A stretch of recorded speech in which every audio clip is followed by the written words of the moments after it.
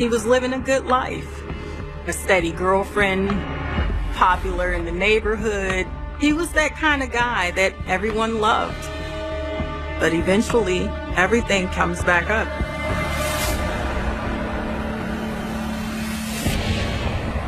Someone was banging on the door, and when it was open, bullets began to fly. And then he was dead before he even knew it. You know the old proverb, revenge is a dish best served cold. I believe that the loss of his mother set him up for years of trauma, and the loss of his best friend was the tipping point. On the surface, this case sounds simple, but it's really not. It looks like that we have two individuals, one who was seeking revenge and one person who was a victim. But that's not actually the case.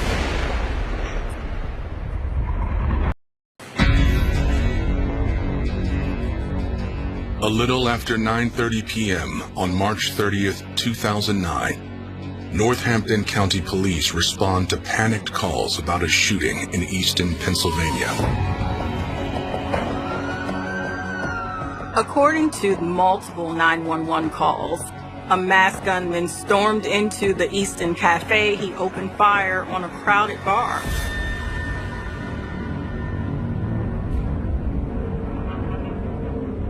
The police are on the way to the scene with shots fired.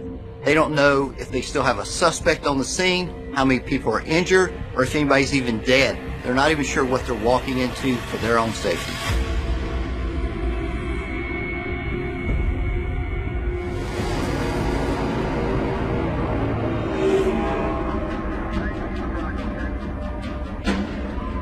When the police arrive, it's chaos.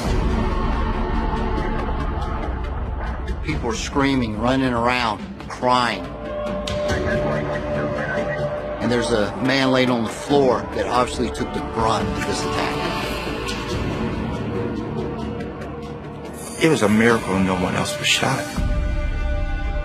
There were bullet casings all over the cafe. The victim is well known by cafe employees.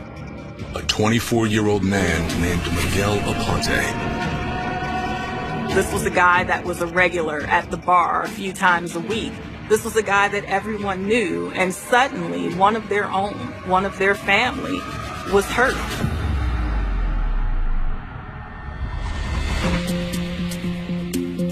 Miguel was born on May 16, 1984, in Phillipsburg, New Jersey. He had two other siblings. They were close-knit. They spent time together. They were a typical American family. The family eventually spread out across the Lehigh Valley region, and Miguel quickly formed a tight group of friends in Easton, Pennsylvania. He was popular in the neighborhood. He was that kind of guy that everyone loved. Miguel had a girlfriend that he loved very much. Matter of fact, they even had a beautiful daughter together. They had their own little family and were trying to make their own way.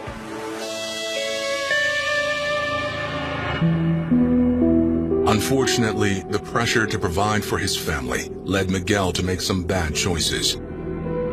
He started dealing drugs in the local Easton area.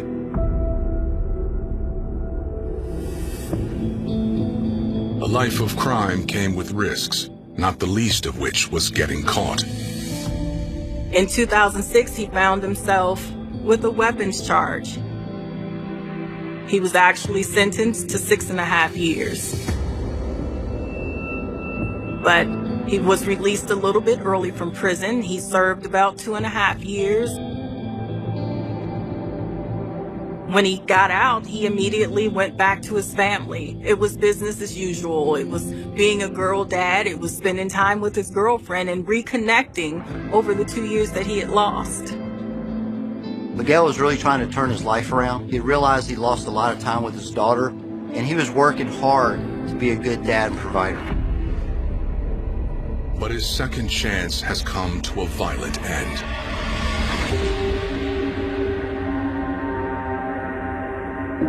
First responders determine Miguel Aponte is dead at the scene of the shooting at a bar in Easton. Now, detectives need to figure out what happened. Within the bar, Miguel's body was located on the floor next to a side door that goes out to an alleyway, where it appears the gunman had entered from that side door, shot Miguel, and then fled out the same way he came in. Miguel was shot 6 times. Once while he was seated. As he fell toward the floor, he was shot again. And when he hit the floor, shot several times after. Near the side exit, police find spent shell casings. There are several different shell casings on the ground of different colors, different varieties, but they all seem to fit that .40 caliber handgun. This could mean there was multiple shooters, or it also could be different brands of bullets. The only way to confirm this is through ballistic testing. Detectives send the casings to the State Police Crime Lab for ballistics and DNA analysis. And they interview witnesses, hoping someone can ID the shooter. Police question the bar owner. He says it was a typical night. All the regulars had come in, everyone was having a good time. The owner tells police that around 9 p.m. he locked the front door, something he did every night to prevent latecomers, and a sign for customers to finish their drinks and leave. Everyone knew if there was some reason that they had to come back in the bar, they were to go around to the side. When he heard someone knocking on the side door a few minutes later, he assumed it was a regular patron who'd left something behind. But what was knocking on the door was death. When the bar owner opened his side door to the bar that night, he immediately saw a man, face covered in a white t-shirt, with a gun in his hand. The owner ducked to the floor and the gunman opened fire.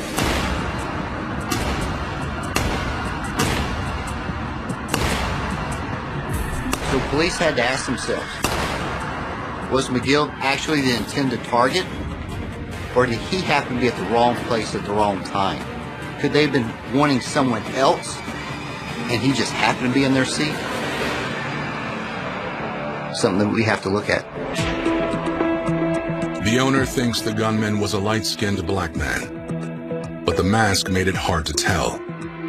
It wasn't anyone he recognized, and he has no idea what prompted the shooting. The bar owner was totally confused.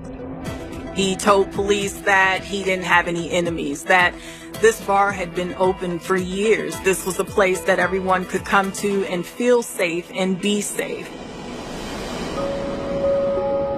But Easton, over the last several years, crime has steadily increased, seeing more gang activity and more violence. This homicide occurred within the Easton Cafe bar, which is located in the downtown part of Easton. It's an area that's well known to Easton Police Department. It's one of the locations that many of our criminal gang members and or those involved with drug transactions can be located. Given Miguel's history with drug dealing, is it possible his past finally caught up with him? Miguel had been working hard to turn his life around. He needed to provide for his daughter, but sometimes it's not that easy. Sometimes it's actually easier to slip back into your old ways for the easy money. It's a hard thing to say no to. You automatically, as a detective, start to think about who is he associated with, who was he maybe fighting during that time. Casey, welcome to the U.S. Marshals. Try to keep up.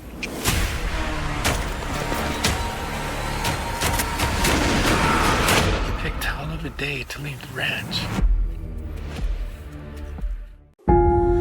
All my love scattered everywhere. When he looked at me, I just melted. dream so sweet turned into a nightmare. But I didn't suspect that he was a straight-out killer demon. I knew I was in trouble. I've been going crazy. That's a hell of a price to pay. Just for one damn man.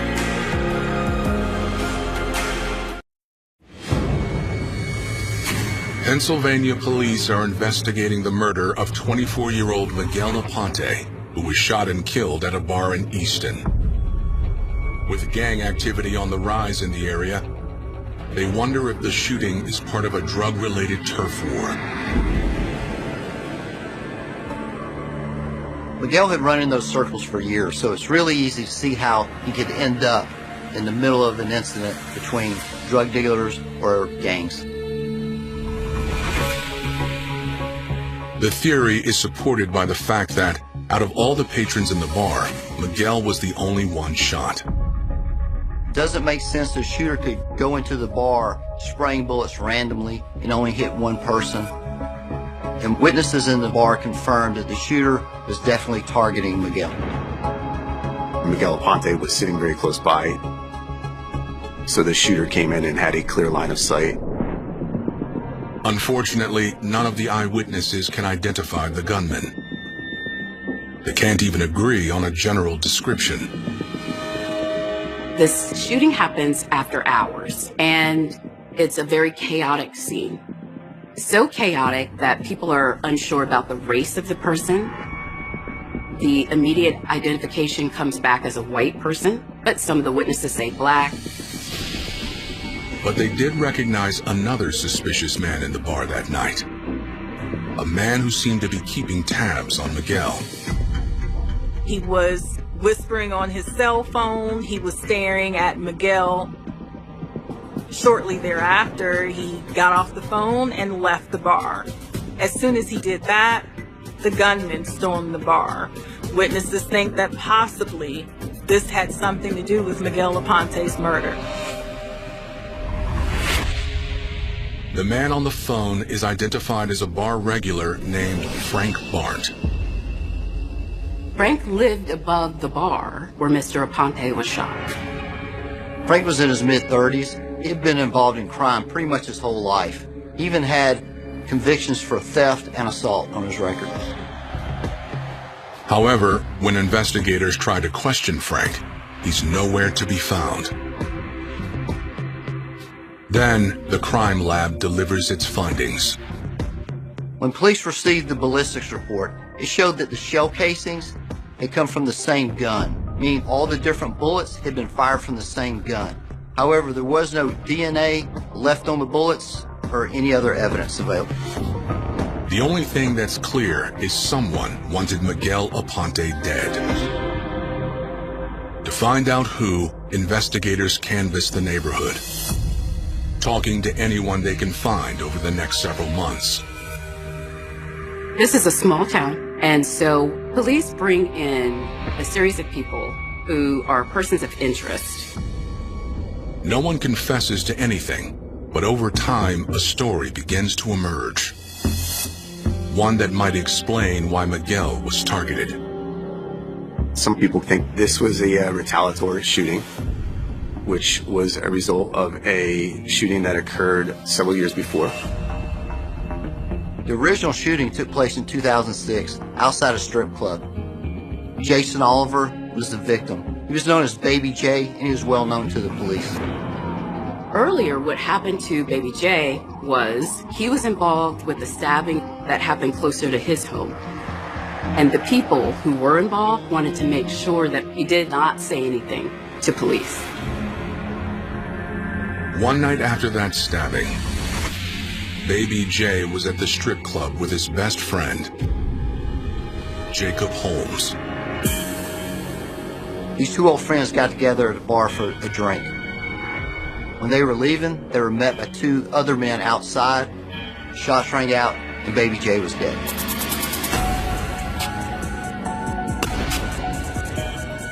That's when Mr. Holmes started to run and was subsequently shot. In that 2006 case, detectives were able to move fast. The investigation quickly narrowed down to two suspects, John Logan and Miguel Aponte. Police arrested both men, but they had no physical evidence implicating Miguel Aponte. The prosecution made a deal with Mr. Aponte just so that they could prosecute Logan for the death of Mr. Oliver. Miguel Aponte was going to be a cooperating witness. In the 2006 shooting, Miguel pled guilty to weapons charges. He only got 2 years in prison. Logan, he pled guilty to third-degree murder, and he got 20 to 40 years in prison. People knew that Baby J was dead. People knew that Mr. Holmes had been shot and still had pieces of a bullet in his body that he would have to deal with for the rest of his life. People were clocking, waiting for Mr. Aponte to be released. When Miguel got out of prison, at least one of those people might have been waiting for him, Jacob Holmes. Holmes seems to have every reason to want Miguel Aponte dead. But this new suspect poses a different kind of problem for investigators. Jacob Holmes was a person who was known to a lot of people. Part of the notoriety came from having an uncle that was famous, former heavyweight champion Larry Holmes. Your glasses can change the way you see the world. They can be bold, polished, complex, or unexpected. Find your perfect pair at Warby Parker. Or maybe your perspective is artful, simple, sharp, and classic. Find your perfect pair at Warby Parker, starting at $95, including prescription lenses. All right, so that's one pair of glasses. Yep. With prescription lenses, plus anti-reflective lens coating. Oh. Scratch-resistant coating. Did I choose? UV protection. Award-winning customer service. That's me. That's also me. Free returns, free exchanges, and free frame adjustments for life. And how much more is that? Oh, it's all included at Warby Parker. So my glasses are still just $95. Oh. Surprise! I just get excited. All my love scattered everywhere. When he looked at me, I just melted. Dreams so sweet turned into a nightmare. I didn't suspect that he was a straight-out killer demon. I knew I was in trouble. I've been going crazy. That's a hell of a price to pay. Just for one damn man.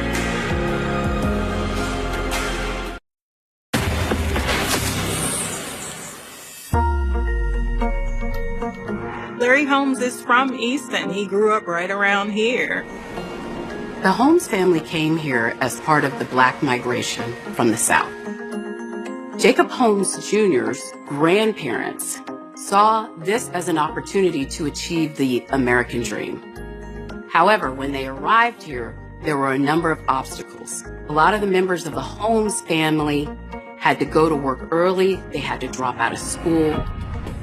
Larry Holmes found a way in life through boxing and eventually became one of 4 people to knock out Muhammad Ali. Jacob Holmes, being Larry Holmes' nephew, the former world heavyweight boxing champion, he's what we call local famous. Everybody knew who he was. So the prosecution had to be careful that they had the right person. They weren't prosecuting just because he was Larry Holmes' nephew.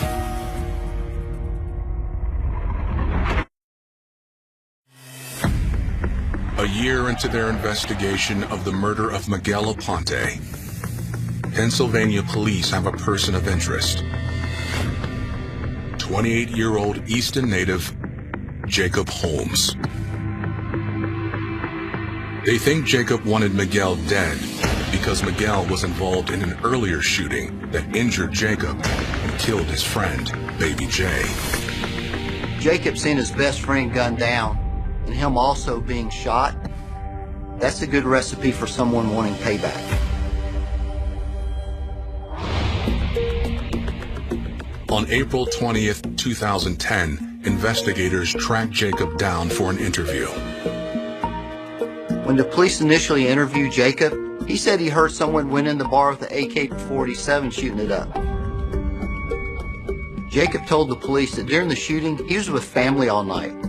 And at the time, police actually confirmed that that's where he was. That particular night happened to be one of his children's birthdays. The family was celebrating a birthday at the home of his father, Jacob Holmes Sr. There are plenty of Facebook photos, family photos that demonstrate that that night the family was celebrating that child's birthday. Not only does Jacob have an alibi, both his reputation and his family name make it difficult to imagine him being a cold-blooded killer. When Jacob's uncle, Larry Holmes, became heavyweight champion, he made sure his extended family was taken care of. We came from poor, but once Larry made it, we all made it. I had a big house and a big yard with the pool and everything. Jakey was born in 1980. And at that time, me and Larry used to roll dice together at Caesar's Palace. I'll shake it for a long period of time before I roll the dice. And Larry said, "Come on, Shaky, roll the dice." And then my son was born a couple weeks later. I said, "I guess we're gonna call you Shaky Jake." Me and him did everything together. When I used to go to the gym, he used to fall asleep on the floor or on the table, and Larry used to be boxing. He was always there with me. He never left my side. Jacob's mother died when he was young, so he spent a lot of time at his grandmother's house on the other side of town. That's where he came to feel most at home. When he was in elementary and middle school, he was bused over to this white area, but he would hang out with the people who were in Easton. So he ended up having this divided life. He always had two different sets of friends. So he had difficulty trusting people.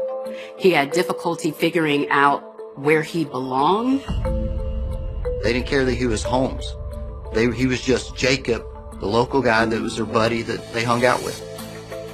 When he lost his mom, that changed his whole world. And so essentially, when he made a friend, he made that friend for life. And so that really describes his relationship with Baby J. But as the boys grew into men, they began to head in opposite directions. Baby J had been involved with people who were known to others as gang members. We're talking about people that were in the age of like 18, 19, 21, 22. You know, they were very young, and yeah, they had some run-ins with the police. While Baby J was becoming more involved in the streets, Jacob was starting a family of his own. His girlfriend lived in New York, so his first child was born in New York. She had the baby on the 6th of January, like 2:30 in the morning. And he was the happiest person in the world. But the joy of that moment was muted by another family tragedy. We were supposed to go back up the following day, but my mother passed away 4 hours after Jakey's first kid was born. Hard on him because every day he celebrated his daughter's birthday, he had to remember his grandmother died that same day. After the loss, Jacob became even more dedicated to his family and friends. He got 4 kids, 4 girls, all girls. They all lived with me and he took care of them. Also, he had a lot of friends because he was the person you could count on. So, the murder of his childhood friend, Baby J, hit him especially hard. They hadn't seen each other in a while. So that was part of the reason why he was hanging out at the strip club having the drink, because they were simply catching up. Jakey was in the wrong place at the wrong time.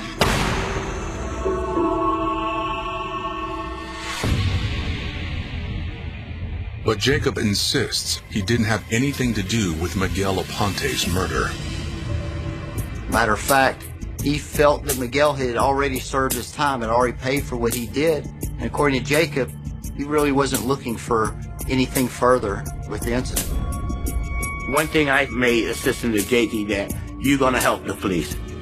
And Jakey did that. There was no hesitating, no street revenge, no trying to go out after him or anything. He did what a law-abiding citizen should have did. Police have no evidence to refute Jacob's claims, and no one at the bar can positively identify him as the man who shot Miguel. Even with the police questioning everyone and all the witnesses, there were still no clearly defined leads as to who murdered Miguel Aponte. Then, in 2013, nearly 4 years after Miguel's murder, police get an unexpected break. Police will listen to jailhouse phone calls, and they gather some really interesting information that they received from those phone calls.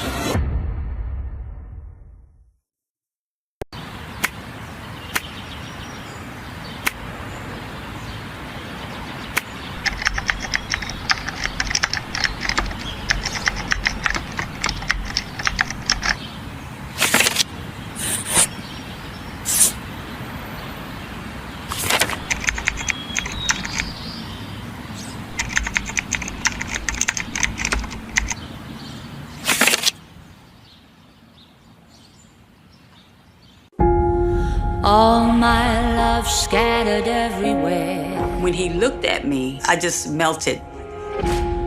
Dreams so sweet turned into a nightmare. I didn't suspect that he was a straight-out killer demon. I knew I was in trouble. That's a hell of a price to pay. Just for one damn man.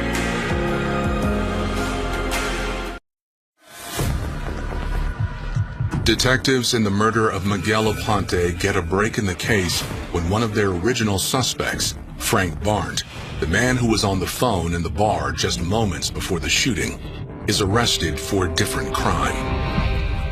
So what seemed unrelated to Miguel's killing, Frank ended up getting arrested for a drug charge and was at a minimum security facility where he had been for about a year. Investigators begin observing Frank's recorded phone calls from prison, and here's some interesting information. Family members have reported to Frank the potential of witnesses of the murder of Miguel coming forward to the police. Apparently he got scared and decided it's time for him to go, so he escaped. When he's recaptured just 12 hours later, knowing he will face more charges for the escape, Frank is finally open to cooperation. What he wants is reduced time, and to achieve that, he makes himself a witness in this case. He was facing multiple charges that would extend his sentence. Frank didn't want to spend his life in prison. According to Frank, investigators have already found the man who pulled the trigger, Jacob Holmes Jr. Frank says he knows because he helped him do it. He positions Mr. Holmes as the shooter in the case and himself as a co-conspirator in the case, and explains what happens that night from his perspective and starts to fill in details. Frank and Jacob worked together at a tree service, and they had gone fishing together at the Delaware River, where Jacob had told Frank that he wanted to kill Miguel.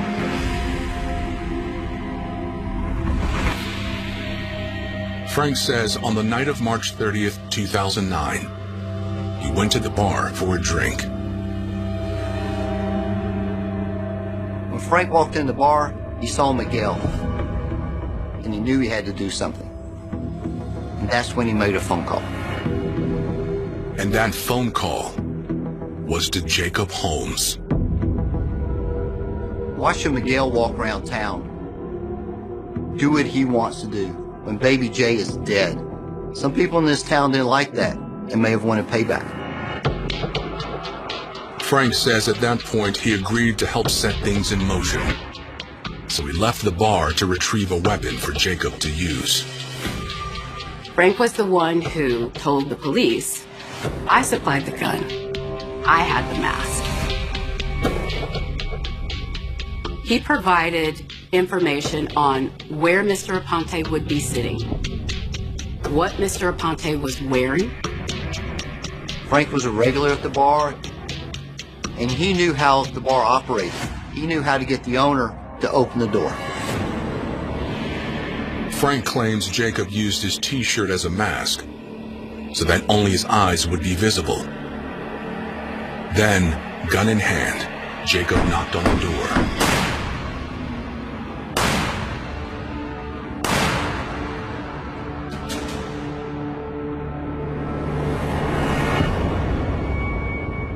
It's a compelling story, but is it true? Witness statements said the shooter could have been a light-skinned black man or a white man. So was the shooter Jacob or Frank? By his own admission, Frank was at least involved. He admitted to being the lookout and the other activity involved in it. So he was charged. Investigators want more proof before they arrest Jacob Holmes. You want to make sure when you charge someone, particularly a homicide, that you have all the pieces together that you need to prove the case. You only get one crack at this. Police obtain a warrant to search Frank's phone for a call list of the night of Miguel's murder. One of those phone numbers, Frank called more than 10 times that night. A stroke of luck gives investigators exactly what they're looking for. A match for that phone number. They arrest someone else on a drug charge, and they notice that their number matches a number in Frank's phone, and that particular number belongs to Mr. Holmes. According to the telephone records, Jacob Holmes was, in fact, the person Frank Barnes called multiple times on the night of Miguel Aponte's murder. That's when they felt that they had enough information to make the formal arrest of Jacob Holmes in this case. All right, so that's one pair of glasses. Yep. With prescription lenses, plus anti-reflective lens coating. Oh. Scratch-resistant coating. Did I choose? UV protection. Oof. Award-winning customer service. That's me. That's also me. Free returns, free exchanges, and free frame adjustments for life. And how much more is that? Oh, it's all included at Warby Parker. So my glasses are... Are still just $95. Oh. Surprise! I just get excited.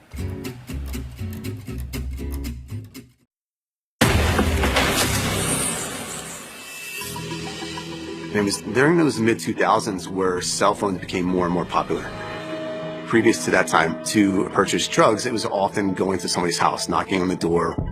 As cell phones became more popular, drug dealers were obviously using cell phones more. Being interested in the intelligence part of criminal investigations, I took it upon myself to start getting more and more training in cell phone forensics and cell phone records analysis. We started purchasing equipment that allowed us to do those forensic examinations. So as this case unfolded, we started using some of those tools.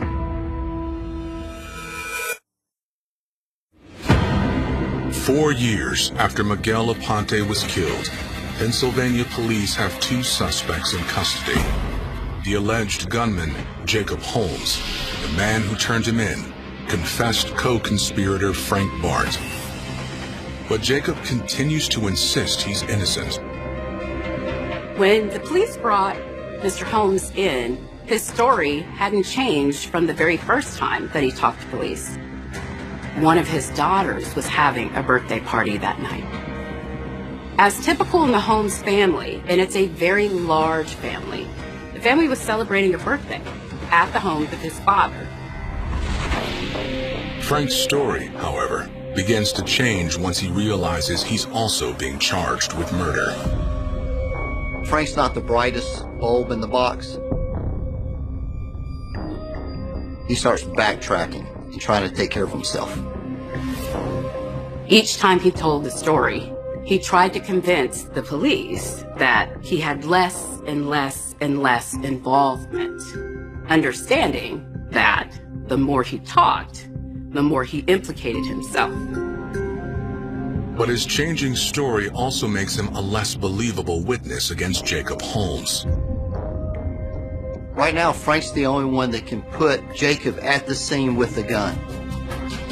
Police don't need him changing his testimony on the stand. Fortunately, a solution soon presents itself. Police listen to more of Frank's phone calls, and they realize that there's someone else out there that knows what happened that night. Police heard him talking on the phone to another family member, advising that family member to make sure that his ex-girlfriend stayed in Puerto Rico. Frank wanted his girlfriend Carla Miller out of the country, so she couldn't tell the police what she knew. Once the police heard those particular phone calls and identified her as a witness, they needed her to come in and convince Frank to continue to cooperate. They found her in Puerto Rico and brought her back.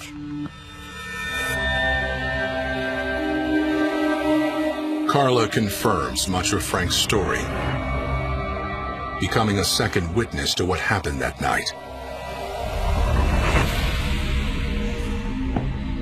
According to Carla, Frank went out alone on the night of March 30th, 2009.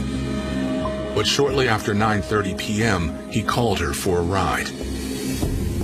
Carla picked up Frank and Jacob, and they were in a good mood. They were cutting up and laughing. They're really happy about something that had happened.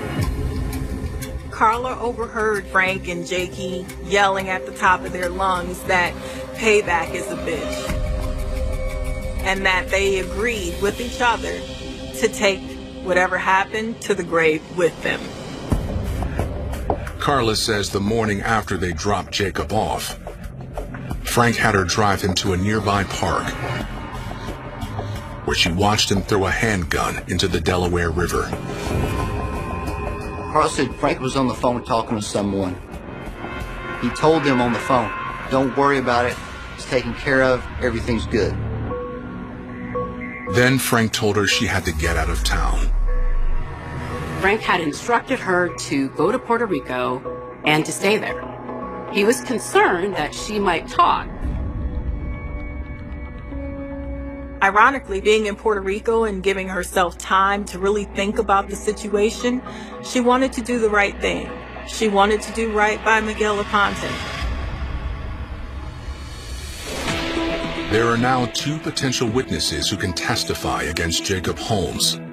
Unfortunately, their statements are still the only evidence prosecutors have.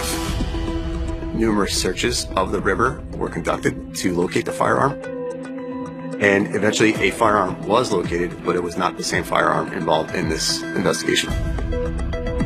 But then evidence develops in a new form when forensic specialists complete the analysis of Jacob's phone records, which show what towers his phone pinged off. One of the first things that I do when I obtain cell phone records in a criminal investigation is I try to establish patterns. I analyzed Jacob Holmes' cell phone records, and I was able to identify that one specific cell phone tower in the Southside Easton area was likely Jacob Holmes' home tower. Based on that information, now I know where he likely lives, and then I look at the cell phone towers most frequently used. That gives me an idea where his phone is normally at. And on the night Miguel Aponte was shot, Jacob's phone wasn't near the birthday party where he said he was. Around the time of the homicide, his phone is utilizing a tower in the downtown Easton area, and more specifically a sector of that tower, which would likely cover the area of Easton Cafe. It's enough for prosecutors to move ahead with murder charges against Jacob Holmes. Frank Bart ultimately pleads guilty to conspiracy charges. Jacob Holmes pleads not guilty and faces trial. A trial that will literally be a fight for his life. The prosecutors were seeking the death penalty for this case because of the involvement of 12 other potential victims.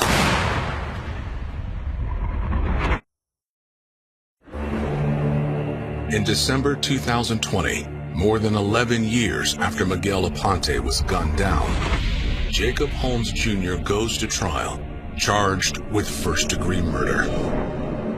But it's no slam dunk, with little physical evidence and witnesses with conflicting accounts. When you picked up the newspaper, it looks like to the outside person that we have two individuals, one who was seeking revenge and one person who was a victim. But that's not actually the case. There were a series of incidents that happened that brought these two gentlemen together, that started with people who were unknown to either one of them. And so what became important in this case was to weigh, for not only the defendant, but also for the sake of the victim, what was going to produce a fair and just outcome. There were lots of questions at the time of trial. There were inconsistencies, but the story of revenge was the one that was sown by the prosecutor, that was sown by the police officers, that was connected back to the series of shootings. Prosecutors described Jacob as a man so angered by the murder of his childhood friend, Baby J, that he laid in wait for 2.5 years to kill Miguel Aponte in retaliation.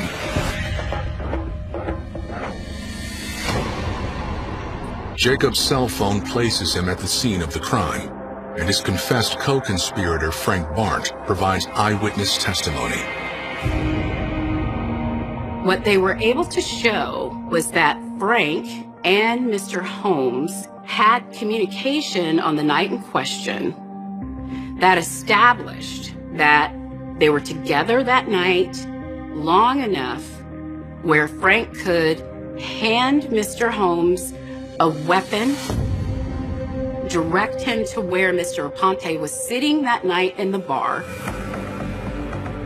You have to remember, when you're relying on testimony of folks who told lots of different stories, you need to have corroborating. So the forensics evidence, as in many cases, and in this case, played a crucial role of corroborating the eyewitness testimony. We also have a ping on a cell tower at exactly this time to corroborate that evidence. One of the fears that every prosecutor has, how's this going to play at trial when you have a witness who told you a couple of different stories and now you want the jury to believe the last one? The defense also points out that Jacob isn't the only one with motive to kill Aponte. People were waiting for Mr. Aponte to be released. People were watching his activities. One of those people was Frank. Frank was part of the group that Baby J was involved with, and he was upset about what happened. And some witnesses described the shooter as a white man, which would match Frank, but not Jacob.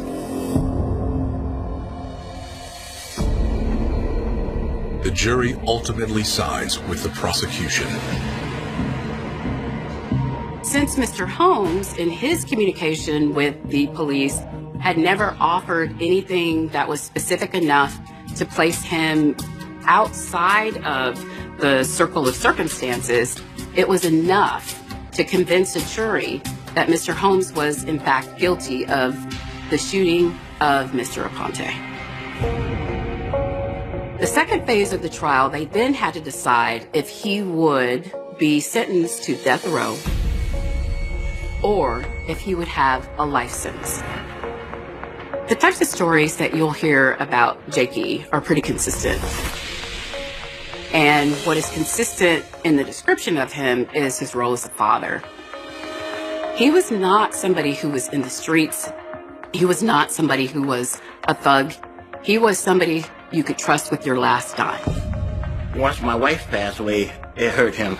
And things haven't been the greatest for Jakey. Once he got hurt, but in my heart, and I can guarantee you in a lot of people's heart, Jakey's a good guy. At the conclusion of that phase of the trial, the jury determined that he would have a life sentence. This meant that to a jury who went back to deliberate. These were reasons why he should, in fact, be given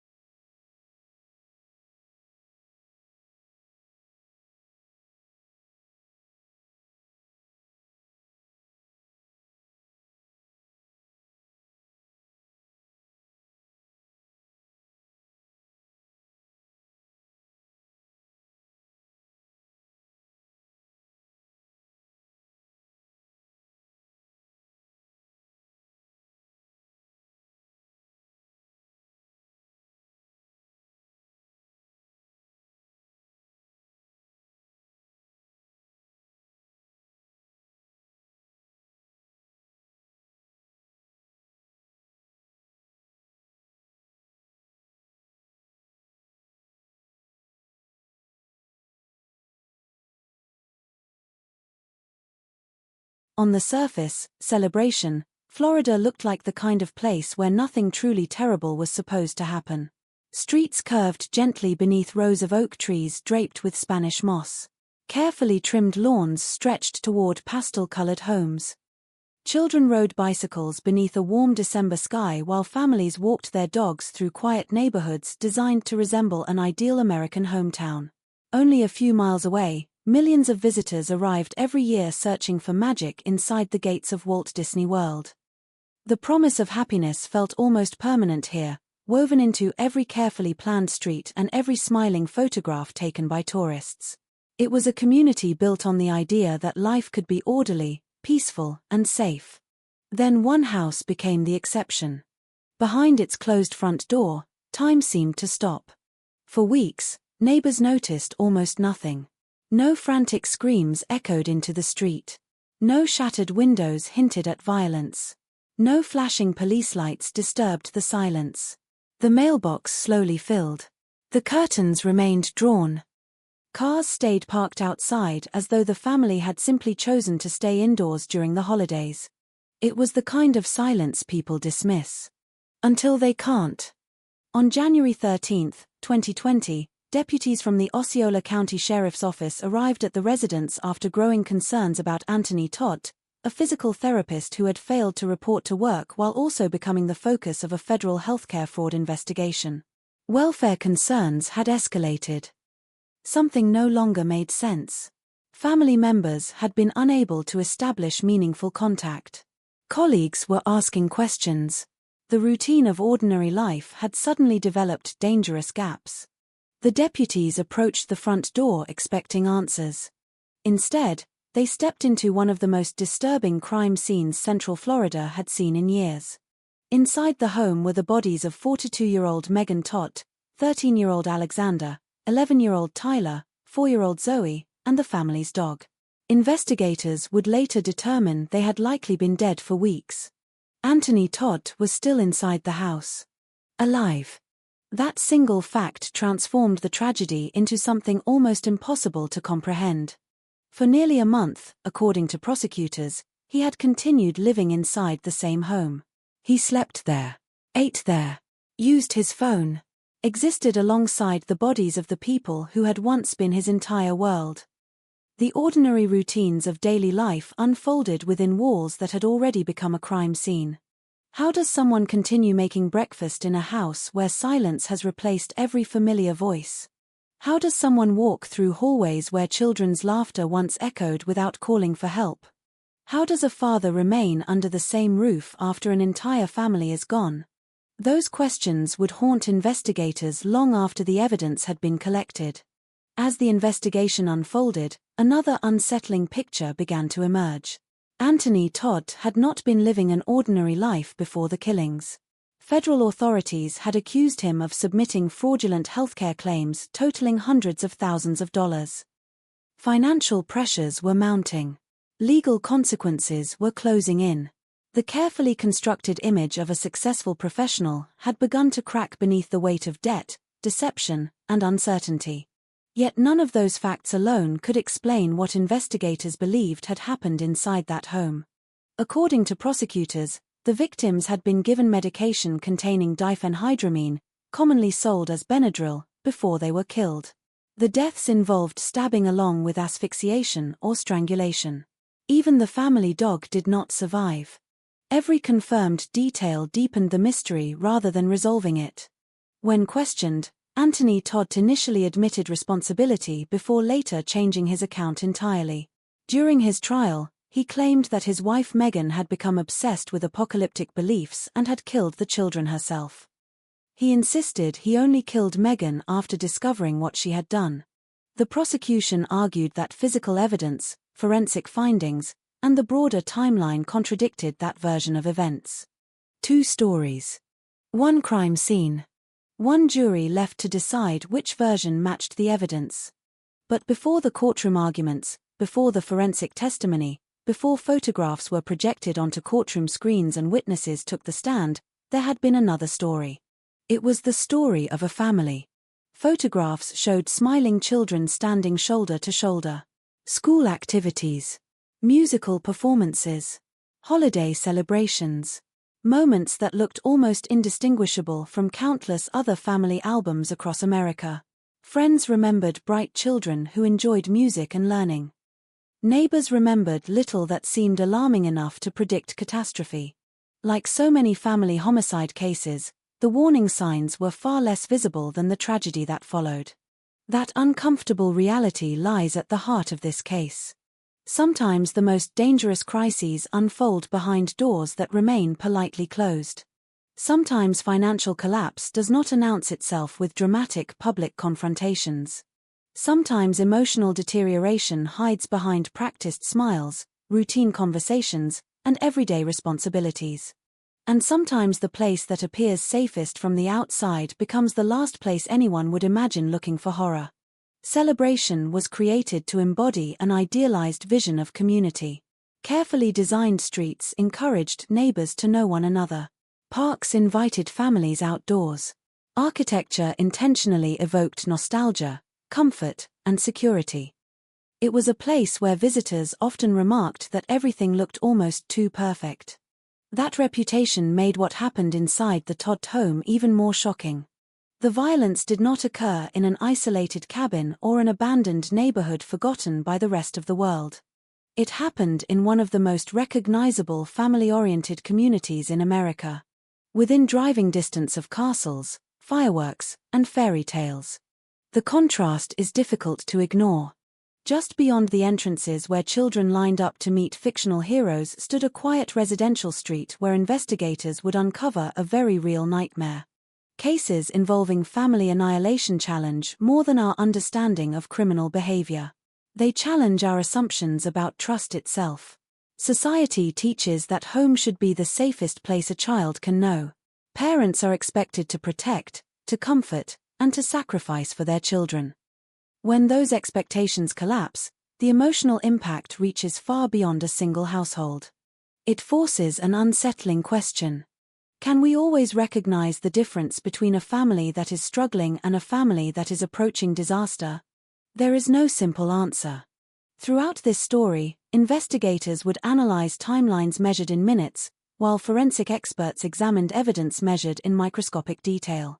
Prosecutors would reconstruct the final weeks inside the house. Defense attorneys would present an entirely different explanation. Jurors would spend days weighing testimony that carried unimaginable emotional weight. Yet even after the verdict, many questions would remain unanswered. Why then? Why those victims? Why was there no attempt to seek help before everything was lost? Some answers exist in court records. Others remain known only to the person convicted of the crimes. And perhaps some disappeared forever inside that quiet house during the final weeks of 2019. This is not simply a story about murder. It is a story about appearances and reality. About pressure hidden beneath ordinary routines. About the fragile distance between stability and collapse. Most importantly, it is the story of 4 lives that ended inside a home where they should have been safest. Before investigators entered that house. Before the headlines spread across the country. Before the trial divided fact from fiction. There was a family that, to nearly everyone looking from the outside, appeared to be living an ordinary life. The question is not only what happened inside that home. The harder question, the one that still lingers years later, is how an ordinary family home became the setting for one of Central Florida's most haunting family murder cases. The first official reports described the scene in careful, clinical language. Investigators documented locations, timelines, physical evidence, and observations that could later withstand the scrutiny of a courtroom. Every measurement had a purpose. Every photograph captured a fact. Every page was written with precision because criminal investigations demand certainty, especially when emotions threaten to overwhelm reason. But no report can fully convey what it means to walk into a home where life has been absent for weeks while one occupant remains alive. The contrast alone defies ordinary understanding. Outside, the neighborhood continued almost unchanged. Morning sunlight still settled across neatly cut grass. Delivery trucks followed familiar routes. Families drove children to school. Vacationers passed nearby on their way toward the world's most famous theme parks, unaware that only a short distance away investigators were beginning to unravel a tragedy that would capture national attention. Inside, every room silently testified that something irreversible had happened. Homes are meant to preserve memories. A drawing taped to a refrigerator. Shoes waiting beside the front door. A blanket left folded across the couch. Small traces of ordinary routines often survive longer than the people who created them. In this case, those everyday reminders became painfully significant because they revealed how suddenly normal family life had come to an end. Nothing inside suggested that the family had planned to disappear. Nothing suggested a hurried departure. Instead, investigators believed they were looking at a household whose future had simply stopped. As detectives reconstructed the timeline, they found themselves moving backward through December 2019, searching for the final moments when the Todd family had still been seen as just another family preparing for Christmas. The holiday season carries its own familiar rhythm. Schools close for winter break. Parents make travel plans. Children count the days until Christmas morning. Neighbors exchange greetings without realizing that some conversations will become the last they ever remember. For the Todd family, those final weeks unfolded beneath that same seasonal backdrop. The decorations, celebrations, and routines taking place across celebration made what investigators would later uncover feel even more difficult to reconcile. Somewhere during that period, according to prosecutors, ordinary family life gave way to extraordinary violence. The transition was invisible to everyone outside the house. There were no public confrontations that drew immediate police attention. No desperate emergency calls. No obvious signs that prompted neighbors to intervene. Only silence. Silence has a way of disguising danger. We often associate violence with noise, arguments, broken glass, screams, frantic pleas for help. Yet many of the most devastating crimes leave behind something far more unsettling. Nothing. No one expects quiet to become evidence. That quiet would become one of the defining characteristics of this case. Weeks passed. The world celebrated Christmas. Then New Year's Day arrived. Calendars changed. Life continued. Meanwhile, according to investigators, the victims remained inside the house, undiscovered. It is one of the most disturbing aspects of the case, not because it reflects negligence on the part of family or neighbors, but because it demonstrates how easily isolation can conceal unimaginable events. Modern life often allows families to disappear briefly from public view without raising immediate concern. Holiday travel, remote communication, busy schedules, and personal privacy can create gaps in contact that seem entirely ordinary. Until they are not. Anthony Todd, meanwhile, remained the central unanswered question. Who was he before January 2020? To patients, he had presented himself as a healthcare professional. To many acquaintances, he appeared to be a husband and father raising 3 children. To neighbors, he lived in a quiet community known more for family vacations than violent crime. Yet another version of his life existed beyond those impressions. Federal investigators had already accused him of participating in a significant healthcare fraud scheme involving false insurance claims. The allegations represented not merely financial misconduct but the collapse of a professional identity built over years. Legal consequences were approaching. Financial pressure was mounting. Prosecutors would later argue that these circumstances formed part of the broader context preceding the murders. Context, however, is not the same as explanation. Many people experience financial ruin. Many face criminal charges. Many endure overwhelming stress. The overwhelming majority never commit acts of violence against their own families. That distinction is essential. The evidence presented in court established what investigators believed occurred inside the house. It did not provide a complete answer to why. Human behavior rarely offers such simplicity. As investigators continued examining the case, they found themselves confronting 2 different realities. One was measurable. Phone records. Financial documents. Forensic evidence. Autopsy findings. Timelines reconstructed minute by minute. The other existed within the far less predictable landscape of human psychology. Fear, shame, desperation, control, isolation. Those internal experiences cannot be photographed or collected into evidence bags. They must instead be inferred carefully, always recognizing the limits of what can truly be known. That uncertainty followed the investigation from beginning to end.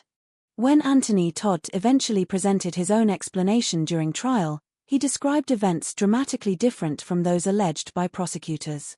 His account shifted responsibility toward Megan, claiming she had killed the children before he killed her. Jurors ultimately rejected that explanation after hearing the evidence presented throughout the trial. Their verdict reflected the evidence they found credible. It did not erase the lingering human questions. Because family annihilation cases occupy a uniquely disturbing place within criminal history.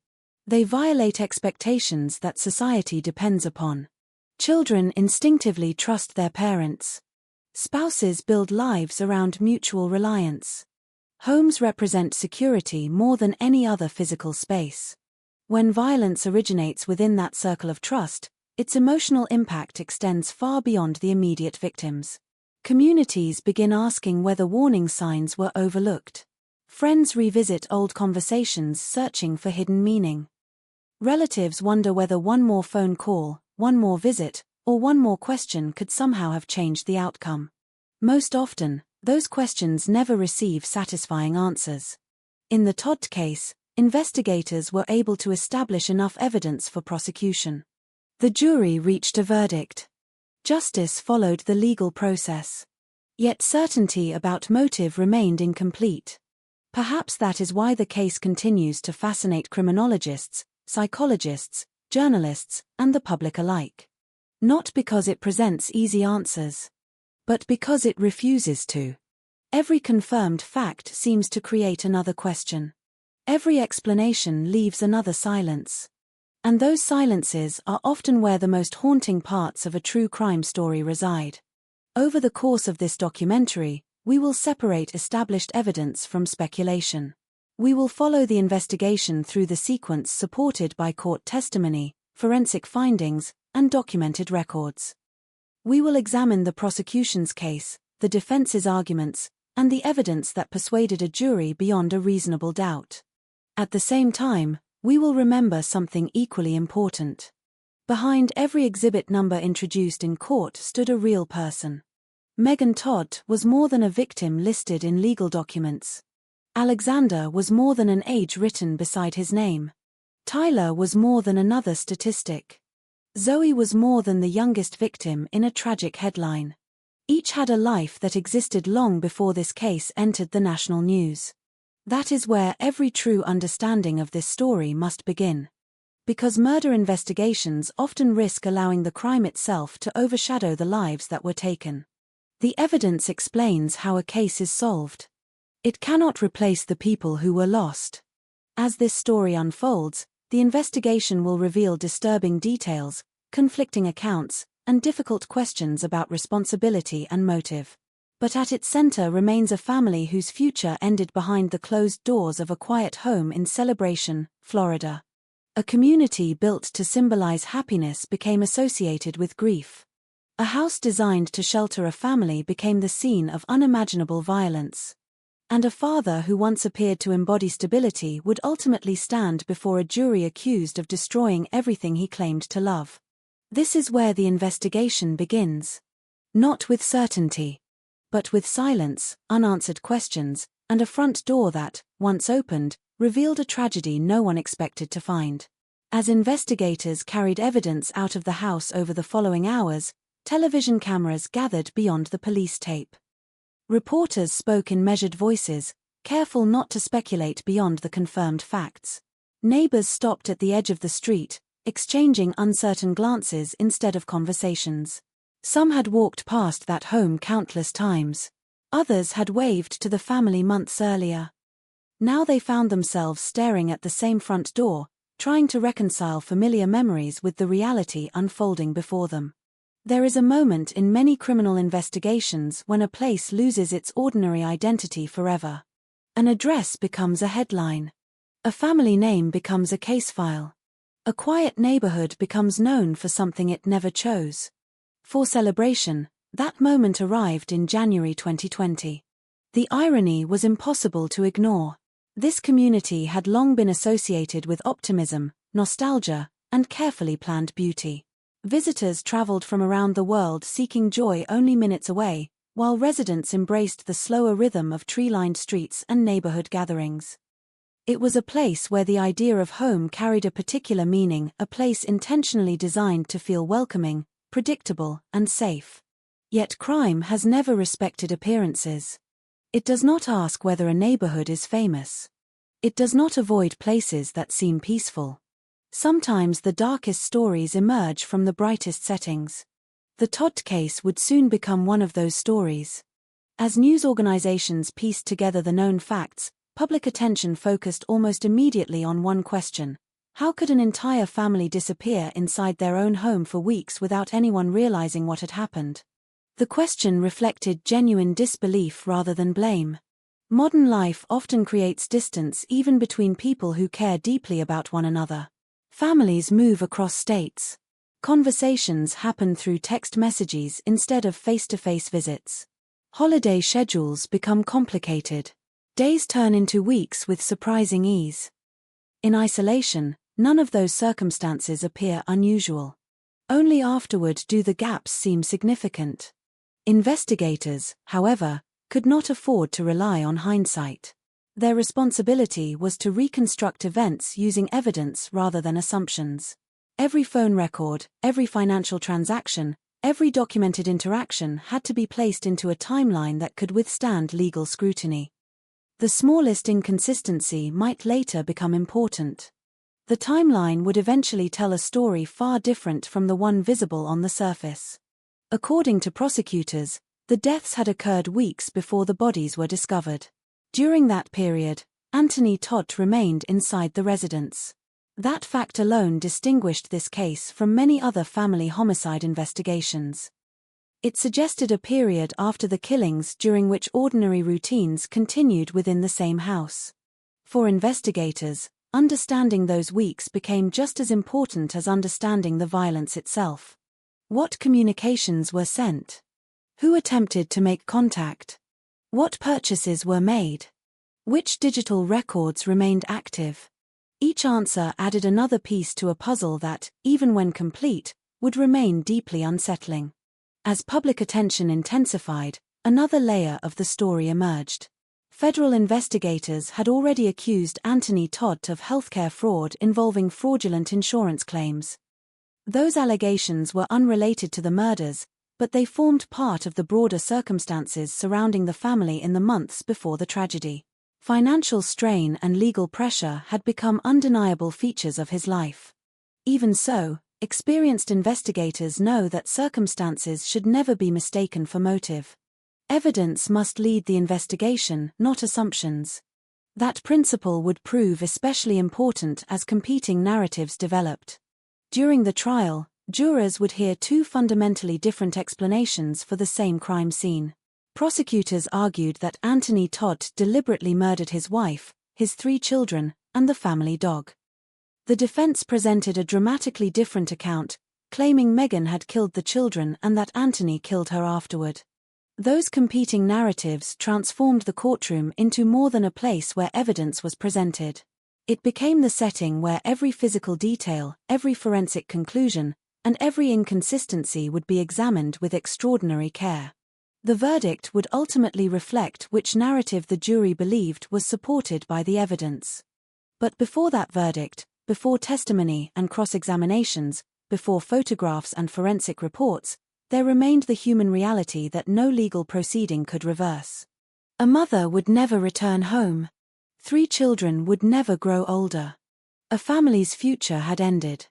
That truth existed independently of every legal argument that followed. True crime stories often begin with a mystery. Who committed the crime? Why did it happen? How was the truth uncovered? Those questions matter because they help explain the investigative process. But they should never eclipse another question that is just as important. Who were the people whose lives were interrupted forever? Because every homicide investigation starts with loss before it ever reaches justice. The names written into court records once belonged to people making ordinary plans for tomorrow. They expected birthdays that never came, vacations that were never taken, school years that would never begin, conversations that ended without anyone realizing they would be the last. Those unrealized futures rarely appear in evidence exhibits. Yet they are the deepest measure of what was taken. As we move through this case, we will examine documented facts, forensic findings, courtroom testimony, and investigative decisions exactly as they emerged. Where uncertainty remains, it will be acknowledged. Where evidence established a conclusion, it will be presented as such. Separating verified fact from speculation is essential not only for understanding the investigation, but for respecting the people whose lives became part of it. Because the most compelling true crime stories do not rely on exaggeration. The evidence is often powerful enough on its own. The Todd family case is remembered not because it unfolded with cinematic spectacle, but because it challenged ordinary assumptions about family, trust, and the private spaces we believe are beyond danger. It reminds us that some of the most significant warning signs may never become visible to the outside world until it is far too late. In the chapters ahead, we will leave the crime scene for a moment and travel back in time. Back to the years before federal investigations. Before financial pressures became public. Before neighbors wondered why the house had gone quiet. Back to a time when Anthony and Megan Todd were building careers, raising 3 children, and creating the outward appearance of a stable family life. Understanding that earlier chapter does not excuse what happened. It does not simplify the tragedy.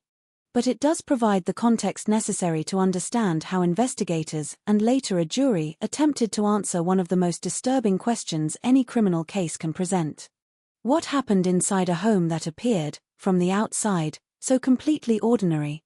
To understand why the Todd family murders shocked investigators, residents, and people across the United States, it is necessary to begin not with the crime itself, but with the place where it happened. Geography does not determine violence, but it shapes expectations. Some communities become associated with danger. Others become symbols of security. Celebration, Florida, belonged firmly in the second category. Located just outside Orlando and only a short drive from Walt Disney World, Celebration was developed during the 1990s as a master-planned community.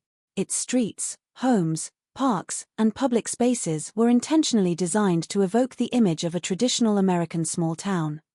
Sidewalks connected neighborhoods to schools, restaurants, and community gathering places. Public spaces encouraged walking rather than isolation. Residents often described the area as quiet, family-oriented, and orderly. This carefully planned environment became part of the public reaction when news of the murders emerged.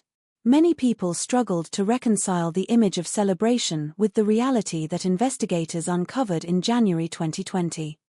The contrast between the community's reputation and the events inside one home made the case especially striking, but it is important to remember that violent crime is not confined to any particular type of neighborhood. Cases of family homicide have occurred in rural communities, large cities, affluent suburbs, and small towns alike.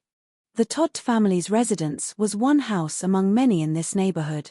From the outside, it did not immediately distinguish itself from surrounding homes. Like countless other houses in Celebration, it reflected the architectural style and residential planning that had become characteristic of the community. Before January 2020, the Todd family was largely unknown outside the people who interacted with them in daily life. Anthony Todd worked as a physical therapist and had operated a healthcare practice in Connecticut. Publicly available records indicate that he had built a professional career over many years. His work involved treating patients who sought rehabilitation and physical therapy, placing him in a position of trust within his profession. At the same time, Anthony Todd's professional life had become the subject of a federal criminal investigation. According to prosecutors, he was accused of participating in a healthcare fraud scheme involving fraudulent insurance claims amounting to hundreds of thousands of dollars. These allegations would later become part of the broader timeline examined during the homicide investigation because they established significant legal and financial pressures that existed before the killings. It is essential, however, to distinguish context from causation. Financial difficulties, professional investigations, or legal problems do not by themselves explain acts of extreme violence. Countless individuals experience severe financial or legal crises without harming others. Investigators therefore treated these circumstances as part of the factual background rather than as a complete explanation for what later occurred. Anthony's wife, Megan Todd, lived with him and their 3 children, Alexander, Tyler, and Zoe. Public reporting and statements presented during the investigation described the children as being active in school and interested in music. Friends and people who knew the family recalled them as polite and engaged. As with many families, much of their daily life unfolded privately, beyond the view of neighbors or the public. Like most households, the Todds balanced work, parenting, education, and everyday responsibilities. Those ordinary routines rarely become matters of public record unless a major event brings them under scrutiny. After the murders, investigators examined available communications, financial records, and other evidence to reconstruct the family's final weeks, but much of their earlier family life remains known only through limited public information. The family's move to Celebration also became part of the investigative timeline. During the period leading up to the murders, the family was staying in their Celebration residence while Anthony faced increasing legal difficulties connected to the federal healthcare fraud investigation. Court records and reporting indicate that these pressures continued to develop during late 2019. From the perspective of investigators, understanding the family's circumstances before the murders required assembling information from multiple sources. Financial records established one part of the timeline.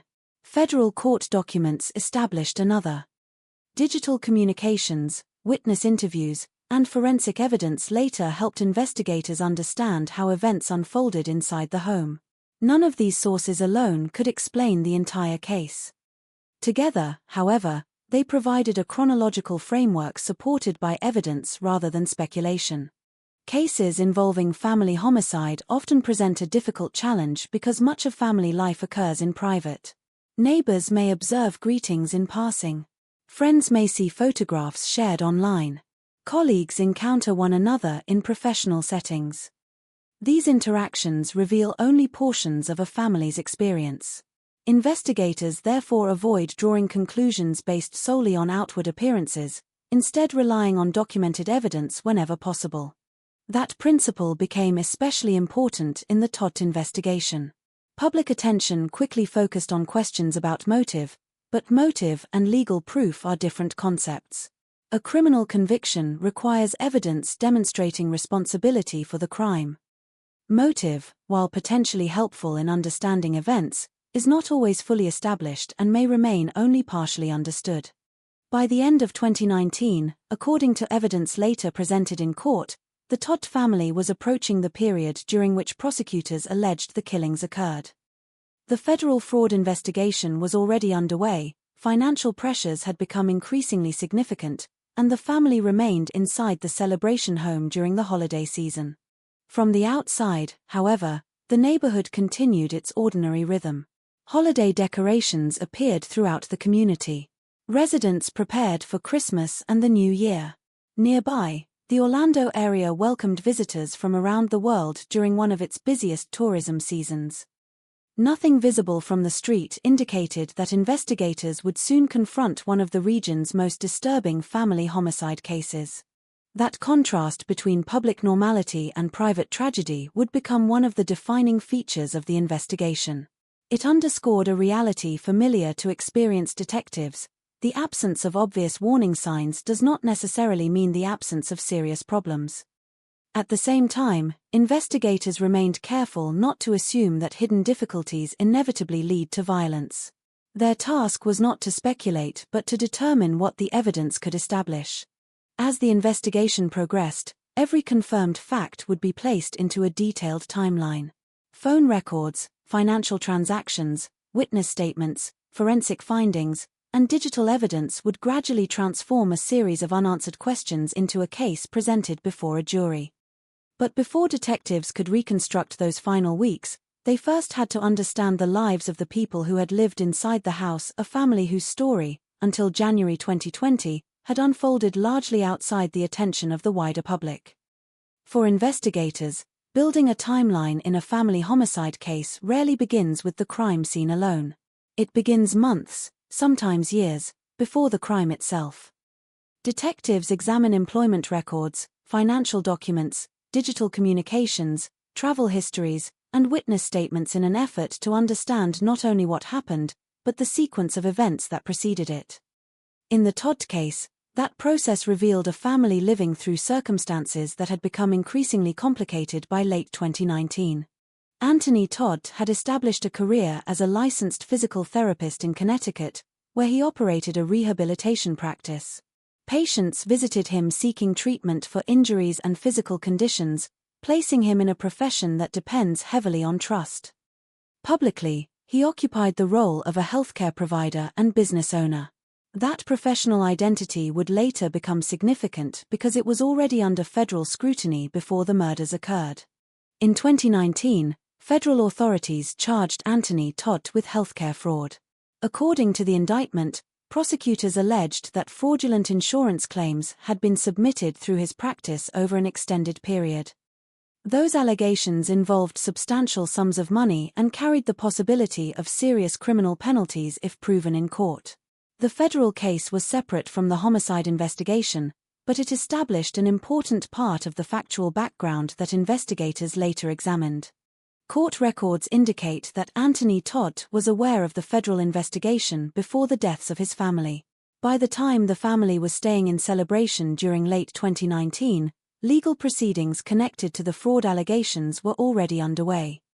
Those documented facts became part of the broader timeline because they reflected significant external pressures that existed before the killings. Beyond the legal proceedings, available evidence suggested that the family was also facing financial strain. Public reporting described mounting debts and growing uncertainty surrounding Anthony's professional future. Such circumstances can place considerable stress on a household. At the same time, investigators and prosecutors were careful not to suggest that financial hardship alone explains acts of family violence. The overwhelming majority of people facing debt or criminal charges never commit violent crimes. Consequently, these factors were treated as contextual information rather than definitive evidence of motive. Megan Todd remained a far less public figure than her husband. Information released during the investigation focused primarily on her role within the family rather than on any public career. Friends and acquaintances who spoke after the murders generally described her as devoted to her children and actively involved in their daily lives. Those recollections contributed to a broader picture of the family before the tragedy, although they could not fully reveal the private dynamics within the household. The three children also became known to the public largely through the memories shared after their deaths. Alexander, the oldest, Tyler, and the youngest, Zoe, were remembered by people who knew them as children who participated in school and enjoyed music. Such descriptions reflected the perspectives of those who interacted with them, rather than comprehensive accounts of their daily lives. As in many homicide investigations, much of the family's private experience remained inaccessible except through evidence collected after the crime. By December 2019, the family was spending time in their Celebration residence during the holiday season. The available evidence later examined in court established that they remained together in the home during the period prosecutors identified as critical to the investigation.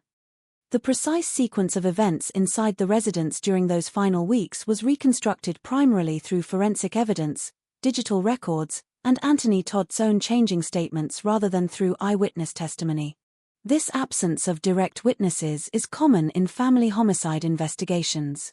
Crimes that occur inside private homes often leave investigators dependent upon physical evidence rather than independent observation. As a result, forensic analysis assumed particular importance in the Todd case. Medical examinations, electronic records, and documented timelines became central to determining what had occurred. One of the most challenging aspects of the investigation was separating confirmed facts from later claims.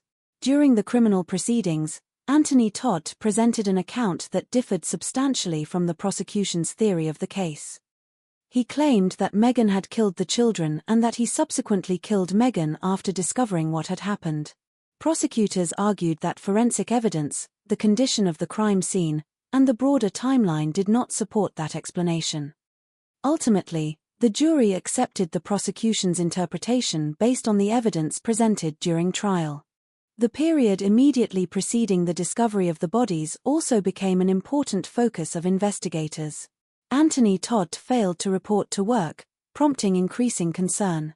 At the same time, authorities involved in the federal fraud investigation were attempting to locate him. These developments eventually contributed to the welfare check that led deputies to the Celebration residence on January 13, 2020. Looking back through the timeline, investigators recognized that the family's final weeks unfolded during a period when many external observers had little reason to suspect an imminent tragedy. That observation should not be interpreted as evidence that no private difficulties existed, only that those difficulties were not apparent to people outside the household. Criminal investigations consistently demonstrate that serious family crises may remain largely hidden until after a violent event has occurred. The Todd case also illustrates an important distinction between public perception and documented evidence. Public attention often seeks a single explanation for extraordinary crimes.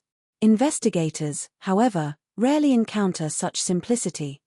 Human behavior is shaped by numerous factors, and criminal responsibility must be established through evidence rather than assumptions about personality or circumstance. As detectives continued assembling the case, they relied upon records that could be independently verified. Phone data established patterns of communication.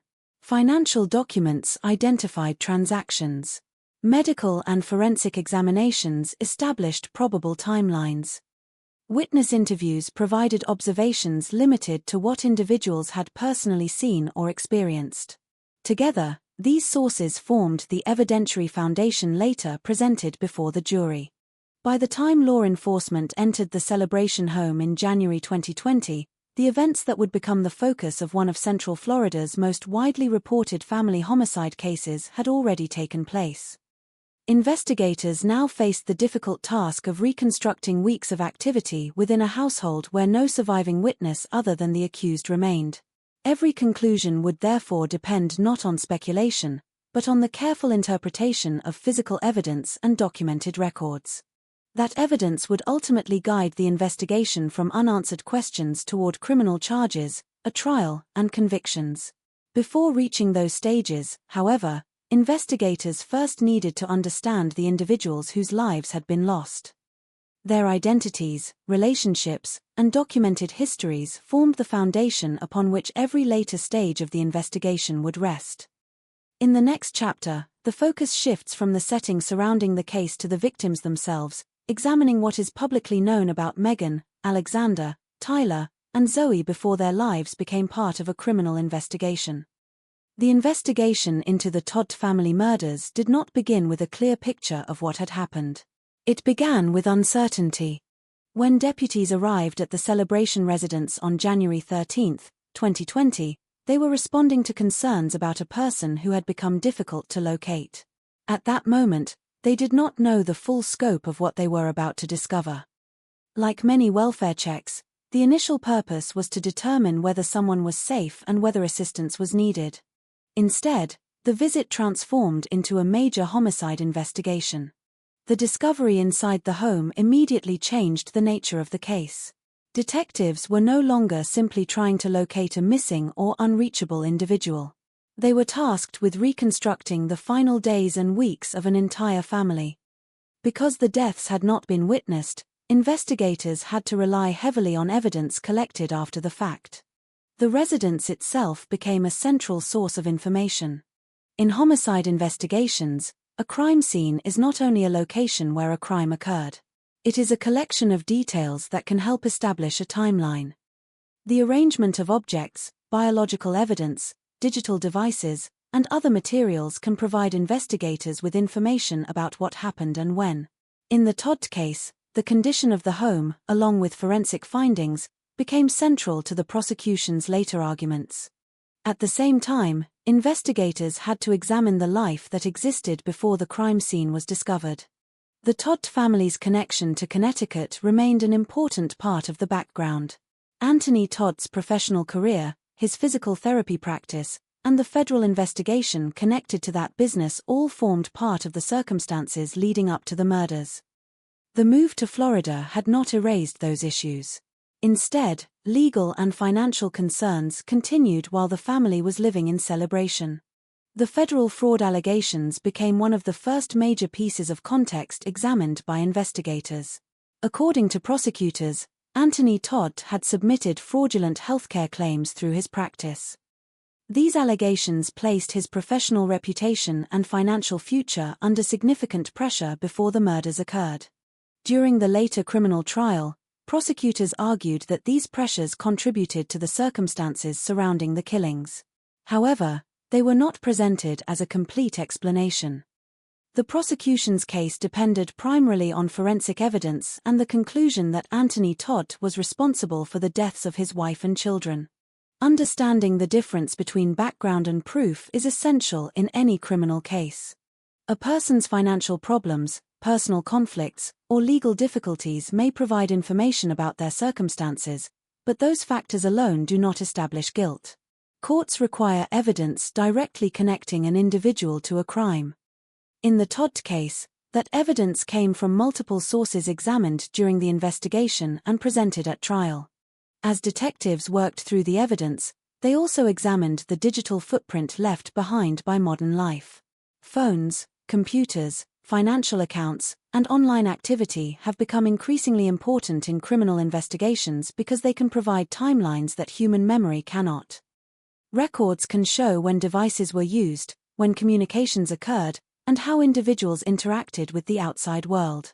These digital details became particularly important because the crime occurred inside a private residence without independent witnesses.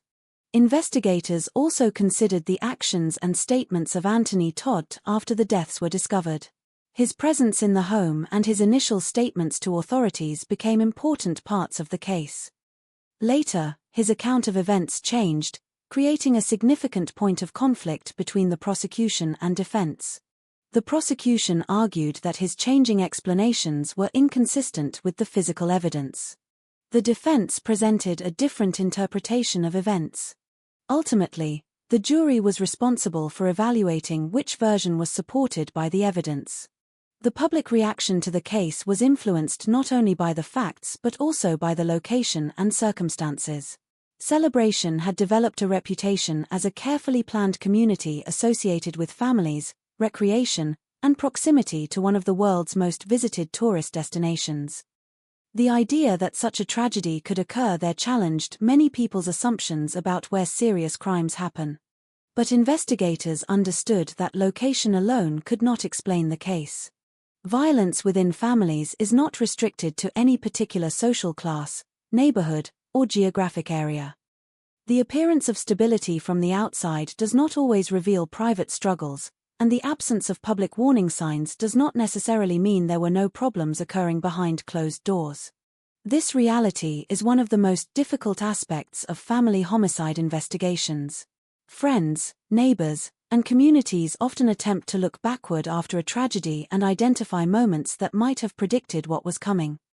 Investigators must approach that process carefully because hindsight can make ordinary events appear significant after the outcome is already known. In the Todd case, the focus remained on evidence. What could be proven? What could be verified? What conclusions could be supported in court? Those questions guided the investigation from the first discovery at the Celebration home through the eventual trial.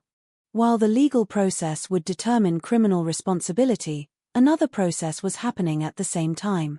The public was beginning to learn about the victims as individuals rather than simply as names connected to a crime. Megan, Alexander, Tyler, and Zoe became the center of attention because their lives had been abruptly taken. Yet before the investigation, before the headlines, and before the courtroom proceedings, they were a family living ordinary moments that would never be repeated. Their story existed before the crime. Understanding that is an important part of understanding the case itself. The investigation into the Todd family murders would eventually focus on evidence, timelines, and legal arguments. But beneath those elements was the reality that every document represented real people and every piece of evidence represented a moment from lives that had ended. As authorities continued their work, the question was no longer whether something terrible had happened inside the Celebration home. That question had already been answered. The challenge now was determining exactly what happened, how it happened, and who was responsible. Those answers would come through months of investigation, forensic examination, and ultimately a courtroom where the evidence would be tested before a jury. Before this case became known through police reports, courtroom testimony, and national headlines, Megan Todd and her 3 children were simply a family living their everyday lives. They were not names in an investigation. They were not evidence exhibits. They were not the subjects of a criminal trial. They were a mother, 3 children, and a household with its own routines, memories, relationships, and plans for the future. Understanding the victims requires looking beyond the circumstances of their deaths and focusing on the lives that existed before the tragedy. In any homicide investigation, the crime often becomes the defining event remembered by the public. But for those who knew the victims, that event represents only the final moment of lives that contained years of experiences before it. Megan Todd was 42 years old when she died in January 2020.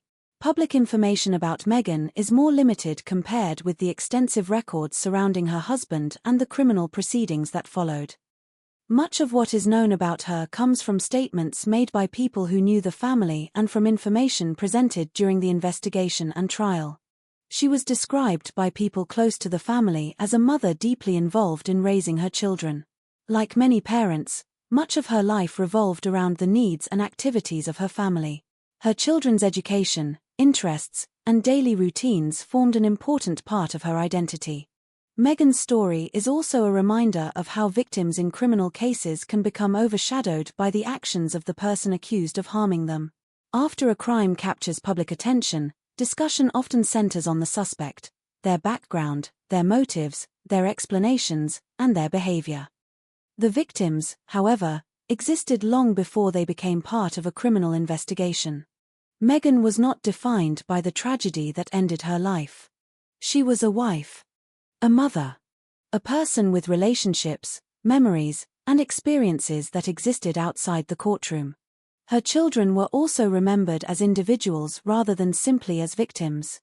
Alexander Todd, 13 years old, was the oldest of the 3 children. At an age when many young people are beginning to develop stronger independence and personal identity, Alexander was entering a stage of life filled with growth, education, friendships, and future possibilities. People who knew the children described the siblings as involved in music and school activities. Like many teenagers, Alexander was developing interests and discovering his own personality. The details publicly available about his life are limited, but those who remembered him emphasized that he was more than the circumstances surrounding his death. He was a teenager with a future that was never realized. Tyler Todd, 11 years old, was the middle child. At 11, children are often balancing the transition between childhood and adolescence. They are developing interests, forming stronger friendships, and becoming more aware of the world around them. Tyler was remembered alongside his brother and sister as part of a close family. Public descriptions of the children often emphasized their positive qualities, including their involvement in music and their relationships with those around them. The youngest child, Zoe Todd, was 4 years old.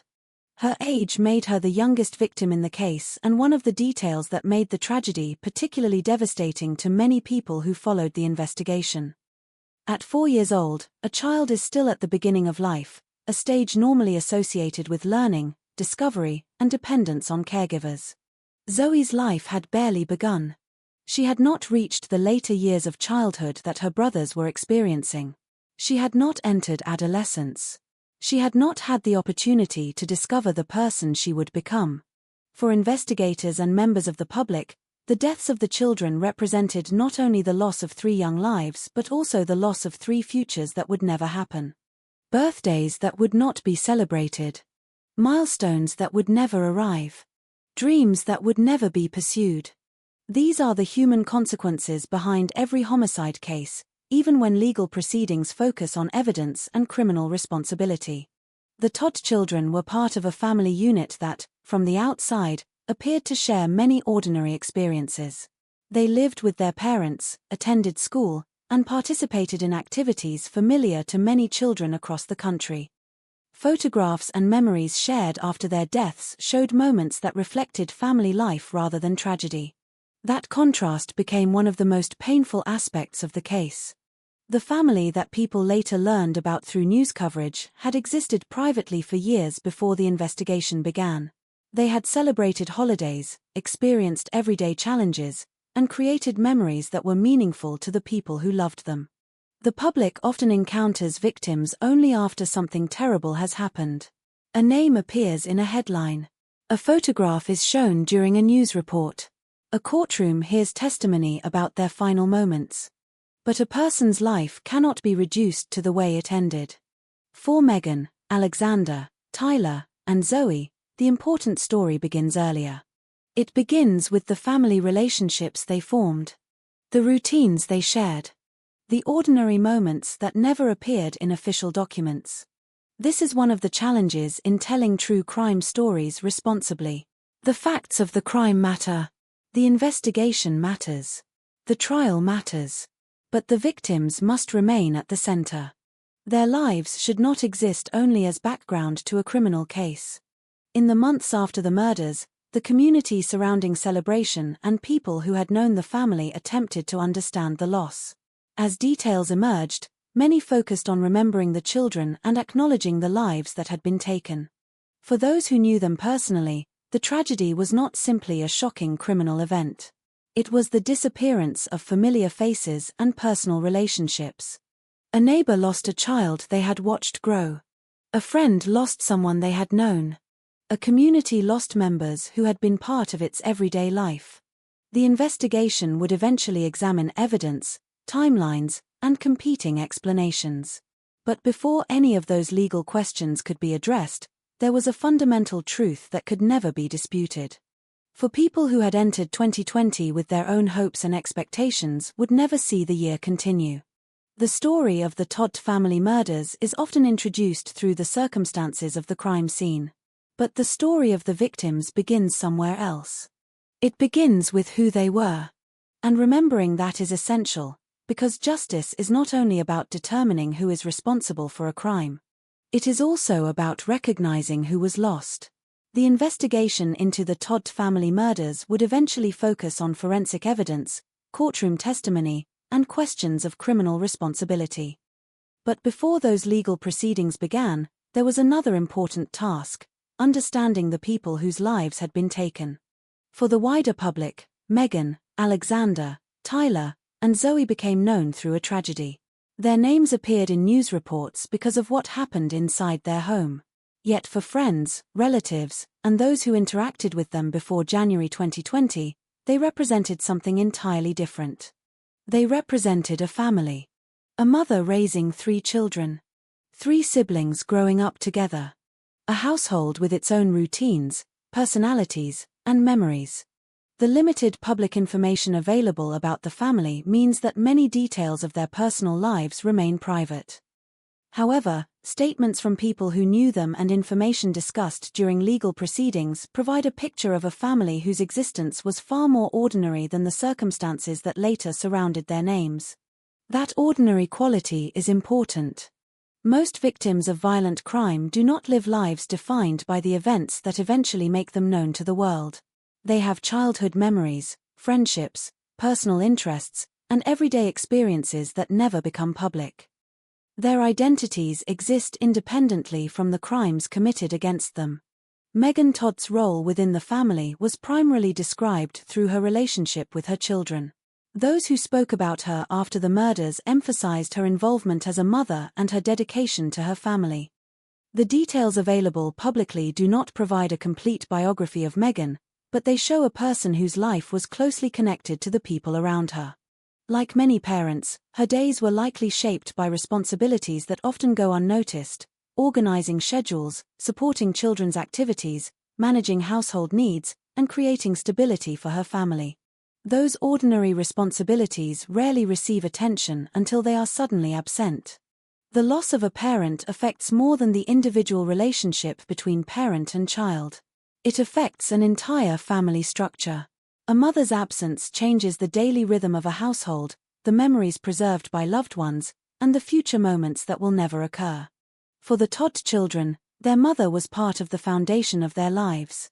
Alexander, Tyler, and Zoe were not simply siblings listed together in a criminal case. Each child was at a different stage of development, with different experiences ahead of them.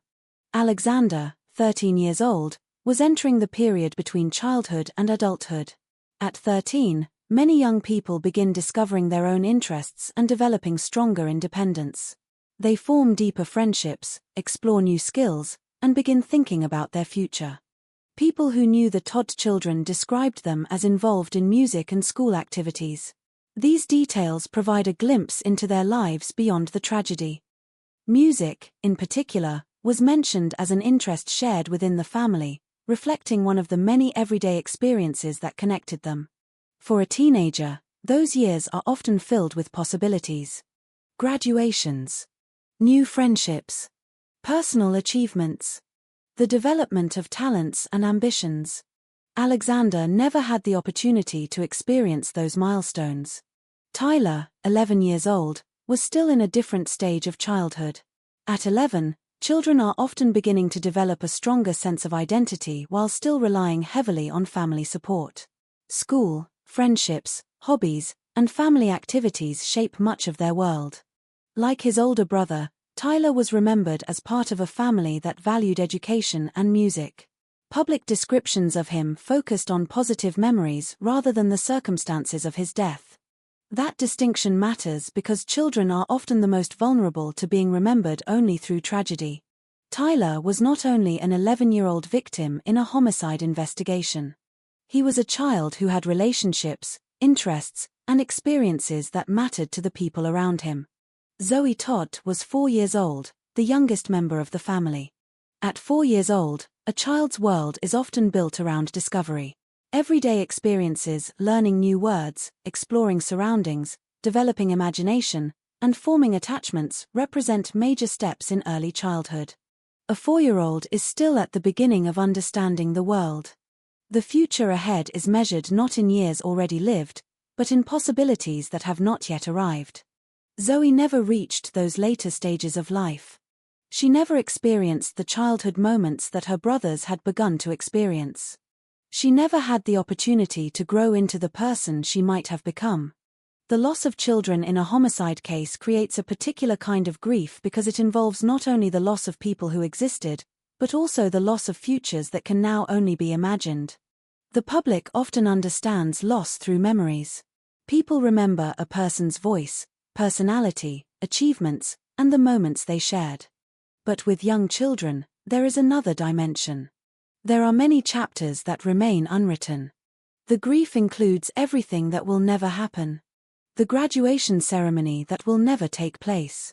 The friendships that will never form. The careers that will never begin. The ordinary adult moments that families often take for granted. This is why victim-focused storytelling is so important in criminal cases involving children. Their lives should not be measured only by the final moments they experienced.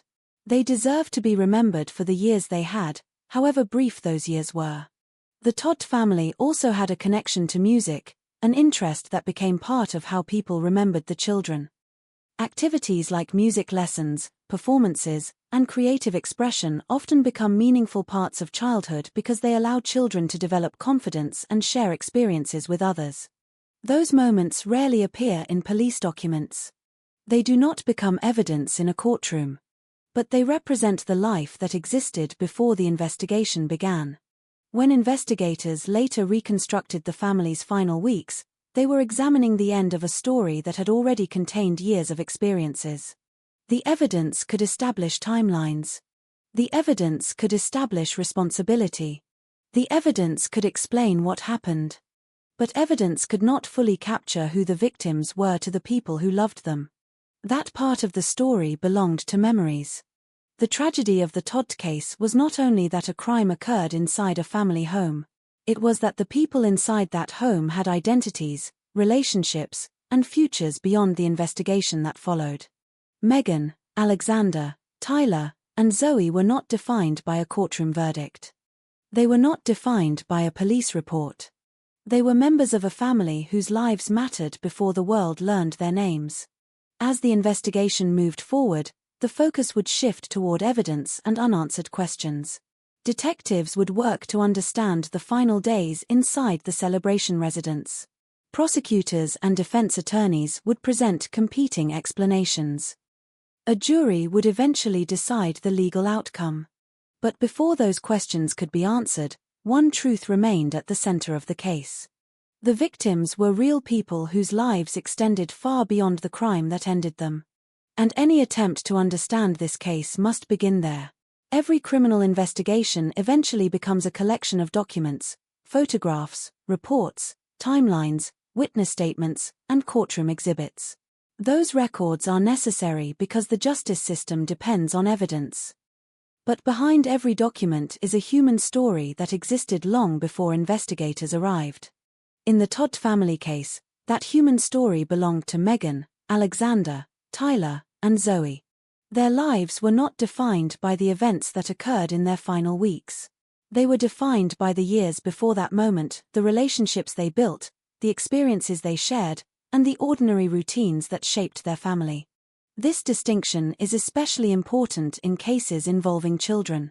When young victims become part of a criminal investigation, the public often learns about them only through the tragedy.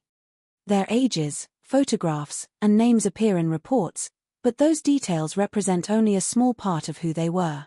A child is not simply a number in an investigation. A child is a personality still developing.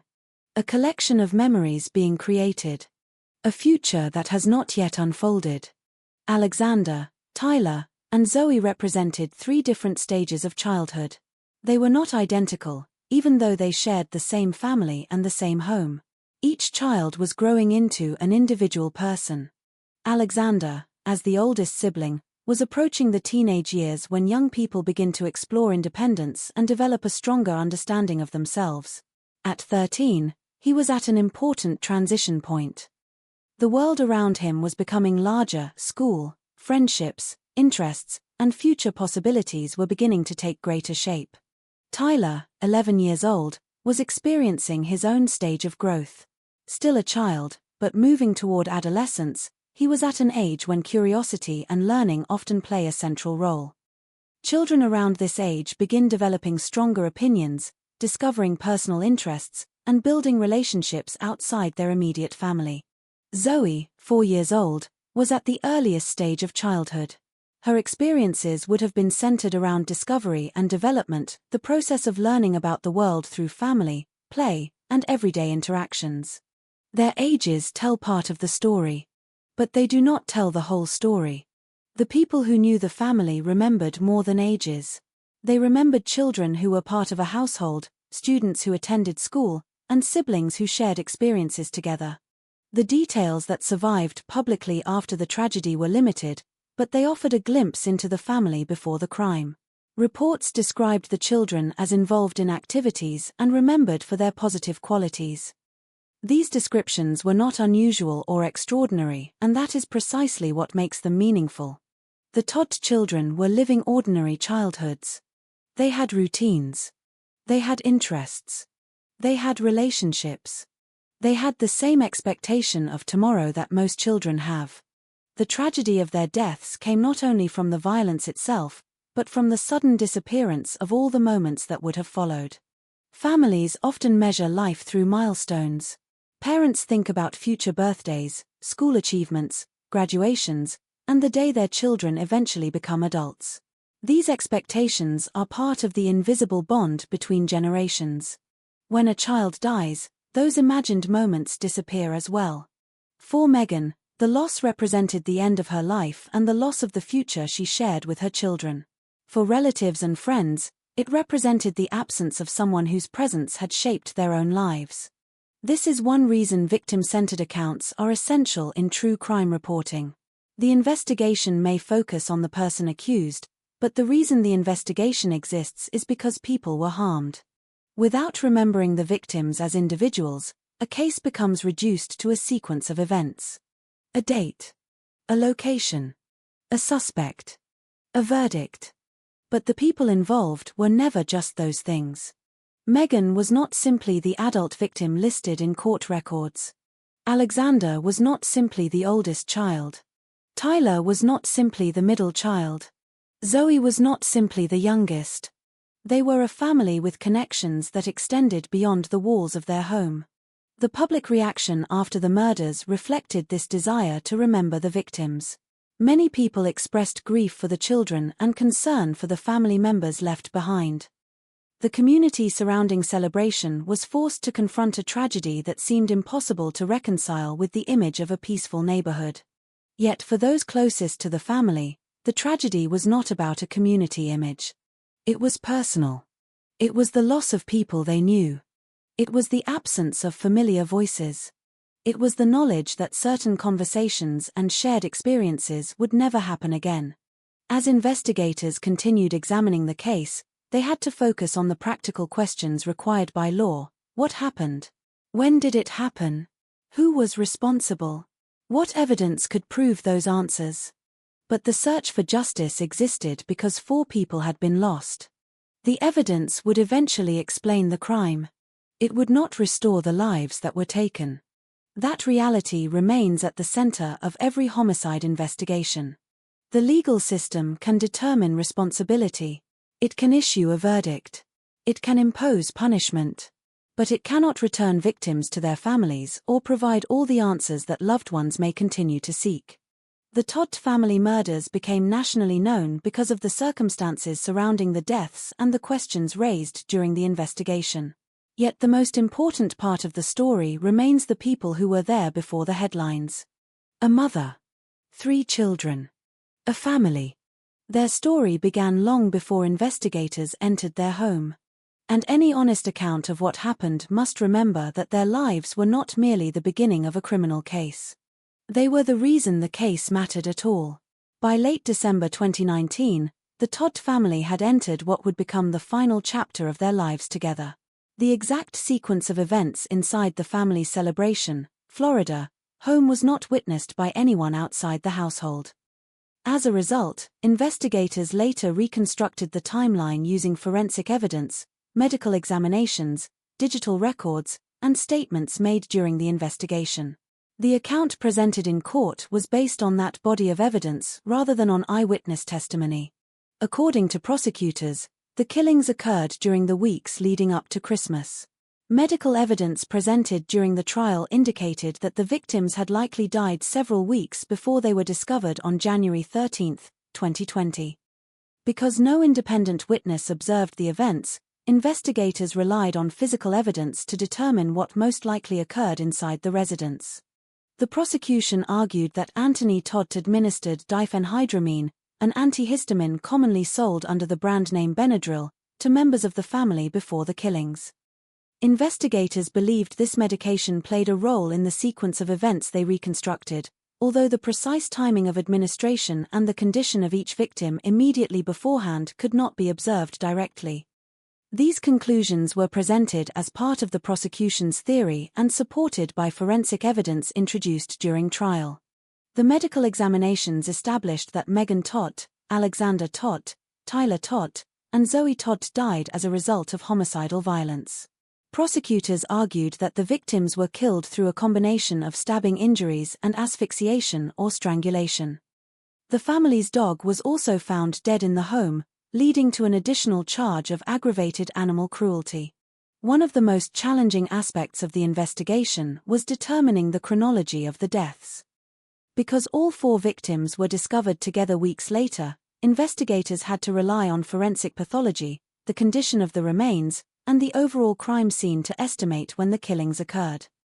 While exact times could not be established to the minute, the evidence allowed investigators to conclude that the deaths occurred well before law enforcement entered the home in January. Unlike many homicide investigations, There were no emergency calls placed from inside the residence requesting assistance during the period prosecutors identified as the time of the killings. There were no known independent eyewitnesses who observed the violence itself. This absence of direct observation made the physical evidence especially important throughout the investigation and later during the criminal trial. Following the deaths, the case entered a phase that investigators and prosecutors regarded as particularly unusual. According to the evidence presented at trial, Anthony Todt remained inside the residence for weeks after the killings. Digital activity, communications, and other evidence indicated that he continued occupying the home during this period. This fact became one of the most widely discussed aspects of the case because it distinguished the investigation from many other family homicide cases. The prosecution did not argue that the period after the killings represented an attempt to flee immediately or to report the deaths.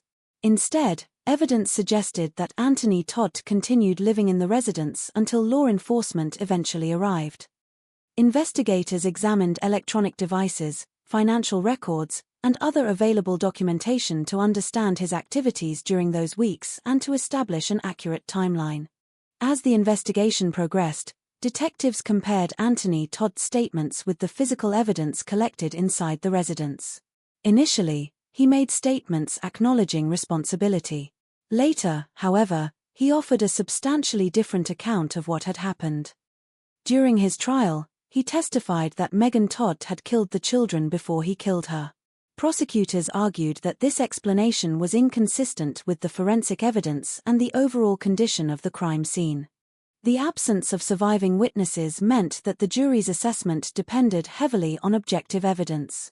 Medical testimony, forensic analysis, digital records, and investigative findings became the primary means through which the prosecution reconstructed the events. The defense challenged portions of that reconstruction, but the jury ultimately found the prosecution's evidence persuasive beyond a reasonable doubt. The period immediately following the killings also became important because of the family's apparent absence from normal routines. As days passed, concerns gradually increased among individuals attempting to contact Anthony Todt. Separately, federal authorities involved in the healthcare fraud investigation were also attempting to locate him in connection with that case. Those overlapping concerns eventually contributed to the welfare check that led deputies to the Celebration residence. Looking back after the investigation was complete, detectives recognized that the violence itself had occurred entirely within a private setting. No public disturbance announced what had happened. The crime was not discovered because of reports of an ongoing assault. Instead, it came to light only after the family's prolonged absence and Anthony Todt's failure to maintain expected contact prompted law enforcement to visit the residence. During the trial, prosecutors emphasized that the physical evidence formed the foundation of their case. Rather than relying on speculation about motive alone, they presented forensic findings, expert testimony, and documented timelines to explain how investigators reached their conclusions. The jury ultimately convicted Anthony Todt on 4 counts of first-degree murder and 1 count of aggravated animal cruelty. Although the legal proceedings established criminal responsibility, some questions remain beyond definitive historical proof. Because no independent witness observed the killings, certain details of the family's final hours cannot be reconstructed with complete certainty. Investigators therefore distinguished between conclusions directly supported by evidence and matters that could not be established beyond what the forensic record revealed. This distinction is important in understanding the case. The criminal justice process succeeded in determining responsibility through evidence tested in court. At the same time, some aspects of the family's final interactions remain known only to the person who survived. Those unanswered questions are not unusual in family homicide investigations, where the available evidence often provides a reliable account of what occurred without revealing every detail of how those final hours unfolded. By the time deputies entered the Celebration home in January 2020, the events that would define the investigation had already passed. The challenge before investigators was no longer preventing the tragedy, but carefully documenting it, preserving the evidence, and reconstructing the sequence of events with sufficient accuracy to present the case before a jury. That reconstruction would become the foundation for every stage of the investigation that followed. In the days and weeks after prosecutors concluded the killings had taken place, the Todd family home remained physically unchanged from the perspective of the outside world. Nothing about the exterior of the residence immediately suggested that it had become the scene of multiple homicides. This absence of obvious external signs became one of the reasons the deaths were not discovered immediately. Investigators later examined this period in detail because it represented an unusual phase of the case. According to evidence presented during the trial, Anthony Todd continued to occupy the residence after the deaths. Digital records, communications, and other evidence introduced by prosecutors indicated that he remained inside the home for several weeks before law enforcement entered the property on January 13, 2020. From an investigative standpoint, this period became almost as significant as the killings themselves. Detectives sought to determine what actions were taken after the deaths, what communications occurred, and how Anthony Todd's activities compared with the timeline established through forensic evidence. Electronic devices played an important role in that process. Modern homicide investigations frequently rely on digital evidence because phones, computers, financial accounts, and online activity can establish objective timelines. Unlike human memory, these records often preserve dates and times that investigators can compare with witness statements and physical evidence. The prosecution used this type of evidence to support its reconstruction of events. Investigators examined communications, financial activity, and other records to determine Anthony Todd's movements and behavior during the weeks before the bodies were discovered. These records were considered alongside forensic findings rather than in isolation. Another important aspect of the investigation involved Anthony Todd's statements to law enforcement. As the case progressed, investigators documented changes in his explanations. Initially, he made statements acknowledging responsibility. During the later criminal proceedings, however, he presented a different version of events, asserting that Megan Todd had killed the children and that he killed Megan afterward. The defense's account required the jury to evaluate competing interpretations of the evidence. Prosecutors argued that the forensic findings did not support Anthony Todd's explanation and instead demonstrated that he had killed all 4 victims. Expert witnesses described the medical evidence and other physical findings that formed the basis of this conclusion. Family homicide investigations often involve the careful comparison of physical evidence with statements made by the accused. When accounts change over time, investigators examine whether each version is consistent with documented facts. In the Todd case, prosecutors maintained that Anthony Todd's later testimony conflicted with the medical evidence, the condition of the scene, and the timeline established during the investigation. As investigators assembled the case, they also worked to identify the period during which communication with the outside world diminished. Friends, colleagues, and others had attempted to contact Anthony Todd. His absence from expected responsibilities eventually became a significant factor leading to concern. Separately, the ongoing federal healthcare fraud case meant that authorities were also seeking to locate him. These independent developments converged in January 2020, resulting in the welfare check at the Celebration residence. The discovery of the victims fundamentally changed the focus of every investigation connected to Anthony Todd. What had begun as concerns regarding his whereabouts and the unrelated federal fraud case immediately became a homicide investigation involving multiple victims. Once inside the home, investigators initiated the standard procedures required in major homicide cases. The residence was secured as a crime scene. Evidence collection followed established forensic protocols designed to preserve physical evidence for laboratory analysis and eventual presentation in court. Specialists documented the condition of the residence through photographs, measurements, and written observations. Biological evidence and other materials were collected for further examination. These procedures are essential because criminal trials depend on evidence that can be traced, documented, and independently evaluated. Every item collected must be handled according to strict evidentiary standards to ensure its reliability in court. The medical examinations that followed provided investigators with additional information regarding the causes and manner of death. Combined with the evidence recovered from the residence, these findings enabled prosecutors to develop the theory of the case ultimately presented to the jury. Throughout the investigation, detectives remained careful to distinguish between conclusions supported by evidence and matters that could not be established with certainty.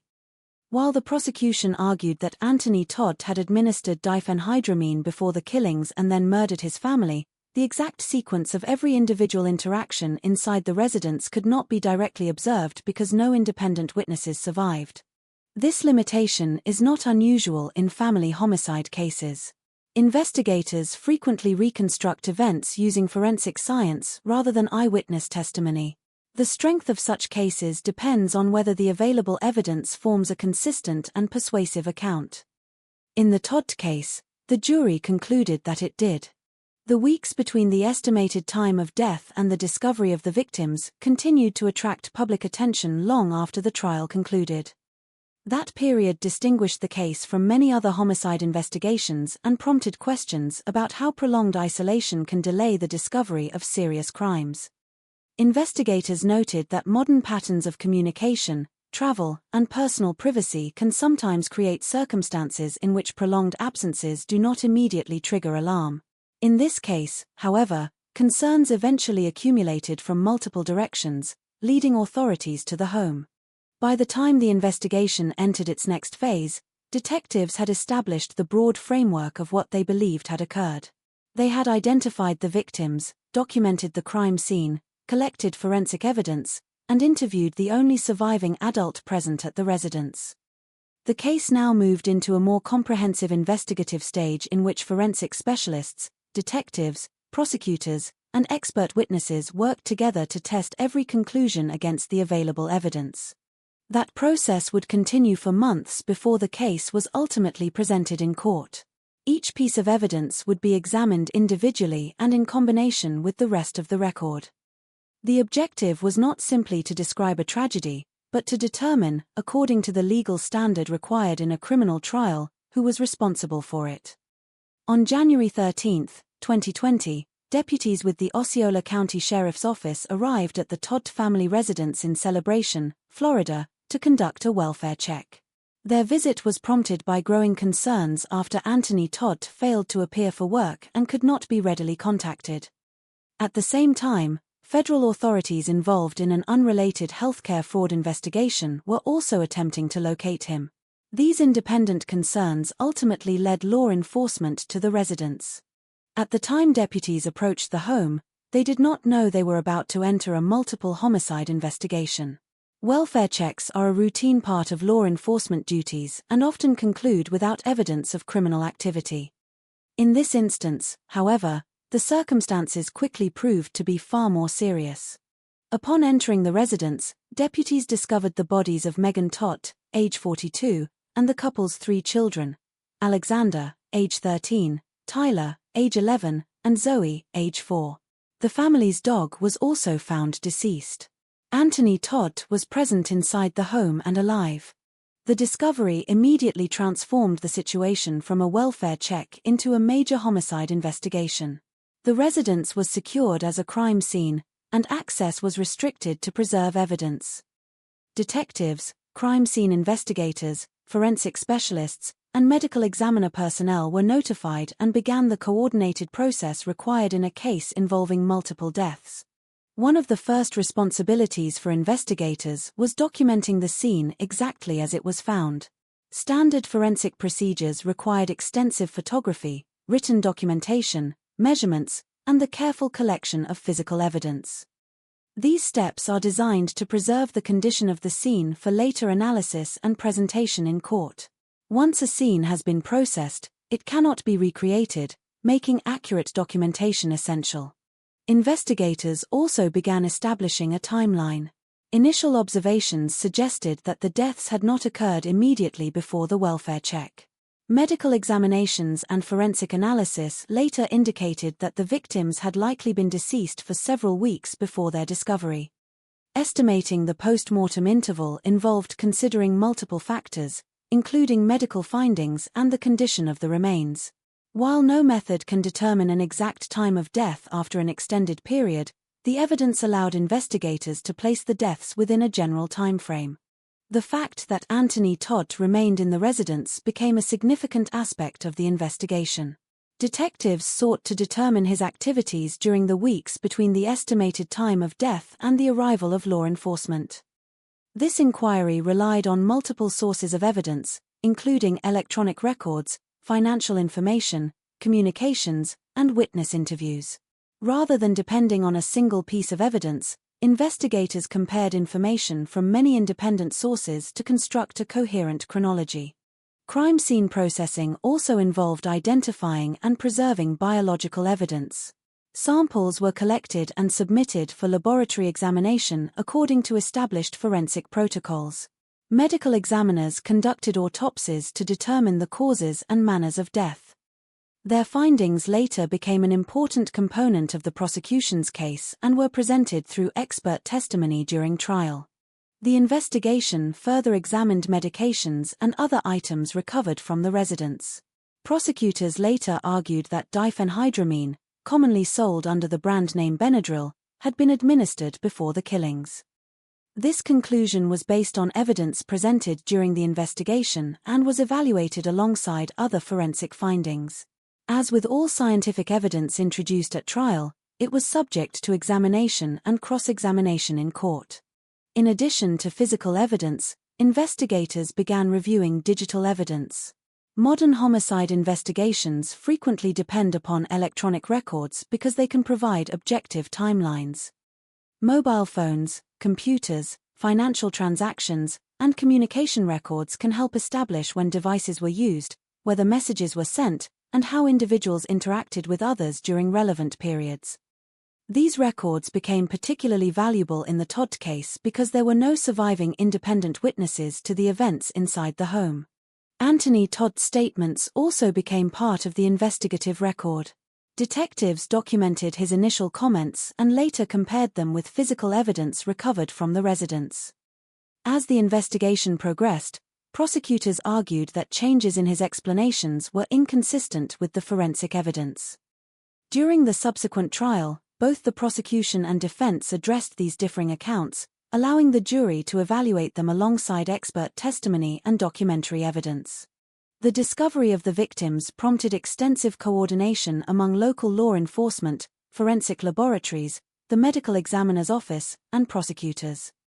Cases involving multiple homicide victims require careful management because each item of evidence must be documented, preserved, and analyzed according to legal standards.